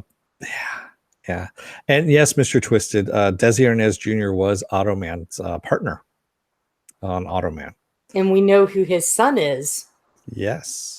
His son is, now, why is the name? I can see him in front of me, but Sean. Yep, Sean Astin. Yeah. Wow. Yeah. Well, Sean Astin and Sean Astin's mom is Patty Duke. Patty Duke, and Patty Duke had another Sean Astin had a stepbrother who a couple who hung out with Melissa, my wife, down in Encinitas. He was a big old punk rocker. I think he was either dead or in rehab. He's the redheaded stepchild. I'm totally blanking on his name now, but Melissa used to hang out with him. Is this Patty Duke's son with John Astin? I'll have to ask Mel. To ask Mel too, because Patty Duke lived in our neighborhood for a long time. But I never hung out with the dude because I didn't like him very much. He used to catch his own loogies in his mouth and do shit like that. Yeah. He was a skinhead too, and I didn't like skinheads. So, but John Melissa Astin. knew him, and what was his fucking name? I'll ask her. Yeah, Misfits of Science, Mr. Twisted. That was a good one too. The 80s had such really good but cheesy TV shows. Okay, we're gonna do this super chat. This is the longest fucking goodbye ever, but kind of like saying goodbye to my mom on the phone. It's a Minnesota goodbye, eh? Okay. So, did we miss any super chat? Okay, no, we did. Okay, so super chats were Movie Finobi for $4.99, Movie Finobi for $1.99, Dakota Stanton for $5, Matthew Matson for $1.99, Steele Johnson for $4.20, Dakota Stanton for $5, Mary Ashmead for $2, Movie Finobi for $1.99, Steele Johnson for $2, Steele Johnson for $2, Steele Johnson for $2, Movie Finobi for $1.99, all out of bubble gum. found $5 because he gave it to us. And Graffater gave us 200 rubles, and then 200 rubles, and then 100 rubles. And then Steele Johnson gave us $2 more. Steele Johnson gave us $2 more. Mr. Roboto, not to be beaten, gave us $2. So, wow, that's a lot of effing super chats, guys. Thank you very much. Keeps the lights on here, and we really appreciate it. And yeah, we made it to 8,300 subs, dudes. That's great. Very excited about that. Very excited. We'll say, and our next show. Okay, so maybe an Exozone tomorrow or next week. I got a couple videos set to come out this weekend. And then of course we're covering Doctor Who Sunday morning at 12:15 Pacific time. So join me live. That should be fun. We'll see what other lesson Doctor Who can teach us. And yeah, I think I'm covering the end of The Gifted. I think The Gifted finale is this week. Then Night Flyers comes, and then it's Counterpart. It's the other show. That's South Park's. It's South Park's version. That'd be kind of funny. There you go. Yeah. So thanks everybody. Thanks for all the new subscribers. Thanks everybody who watched tonight. You were brilliant. You didn't thank the participants, so I can get through that real quick. Carrie Dalton, Dark Angel Liar, Fred Laggett, Johnny Pappas Case, Mark Lazerth, Mary Ashmead and a Wrench. Thank you. Johnny Pappas and his Wrench. Thank you. Matt Guy, Mr. Roboto, Mr. Twisted 72, Perpetual Punster, Philip A. Demick, Pro Pixel, Rolo Cat, Silhouetted Animator, Tickaman Blade, Tenno Recluse, the DJ D Show, Tim F. And I'm sure there was more than that. There's Perpetual Puncture. Carrie Dalton. Did I say Carrie Dalton? Mm-hmm. Matt Guy, Midnight's Edge After Dark. Oh my, Mako, Mr. Twisted 72, Aki Rose, Blue Cat 42. And God, if I missed anybody, I'm sorry. Kato Roan and his Wrench. Thank you, Kato. Dennis, take us out. Children of Earth, don't let the door hit your ass on the way out. Otherwise, you may find yourself in an 80s remake by somebody who's just been butt chugging and just kind of remembers that happened in the 80s at one point in time. God. I also want to add thank you to our brand new patron, Michael J. Crawford, aka the Anti-Trekker. So please, here, I need to share this because I said I would. Oh, now it's gone. I'm such an idiot. What was I doing? Hang on, guys. Dennis, Susan, you can say your goodbyes while I'm and plug your wares. And plug your wares, yeah. All right. Well, you can always find me at 1428elm.com. If you want, your news, views, and everything else on all the world of horror, sci-fi, comics, we cover it all. You can also find us on Twitter at 1428_elm, the same address for IG. For me personally, you can find me at Susan on the Ledge on Twitter, on Facebook, and at IG or Instagram, I'm De Facto Scribe. I've got a documentary that's out called Squee Foo that is about Joe Bob Briggs. If you're a Joe Bob fan, you can catch that on YouTube. Every Wednesday, you can find me on Midnight's Edge After Dark with the Goddesses of Gore with Mecha Random and some of my writing staff. And also, we're at a new time for that. We're going to be at 7 p.m. Eastern Standard Time, 4 p.m., for the West Coast and 6 for Central. So that's all the things that where you can find me. You're so lazy. Oh, and I'm also a film festival judge. So I got some films I have to watch. Right. I am jealous. That's awesome. I want to hear all about that. You need about 2 or 3 more jobs. I do, Dennis. I really do. Do you need help? I'll help you. No, it's okay. That's Blue Cat 42. You have a wonderful evening. Mr. Twisted 72. Thank you for the kind words. Love your content. Thank you so much. Sorry if we didn't get to everybody's chat. I love having you guys here. It was a great crowd tonight. You guys were brilliant tonight. Like really, really good job. And yeah, for the people who are going to be watching this as a video, they're going to be very happy. You guys did brilliant. Oh, and I also wanted to share our nudist. This is why I'm going, because I've lost ability to talk. I don't think Anti-Trekker would probably do stuff naked for the right amount of super chat. Anti-Trekker's cool dude. Yes, he has a poop for an emoji or his avatar or whatever. He's got a lot of Trek knowledge, man. He's way more Trek knowledge than I do. He's actually pretty funny and nice. He's also happens to be one of our patrons. But yeah, I mean, I'm actually in his live streams. He does morning live streams. I'm in that chat a lot in the morning. If you want to hang out with me, I'm there. So please check out his channel. He's a cool dude. Rich Silverwood does from our own Rich Silverwood does Dark Zone. Does a channel called the Dark Zone. He showed it to me in I will Pen Farm Girl. By the way, thank you, Pen Farm Girl. The Dark Zone, check that out on YouTube. Yeah, they're really well produced and cool. So it's one of our own people. It's very good. And Derek Robertson will be here Sunday at 2 p.m. Pacific time, comic book artist and big time, show producer now. Derek Robertson will be here at 2 p.m. I'll be putting a commercial out on Saturday. So that is all. And everybody, have a great evening. May the small folks sing songs of your greatness. Ciao. Good night, everyone. Good night.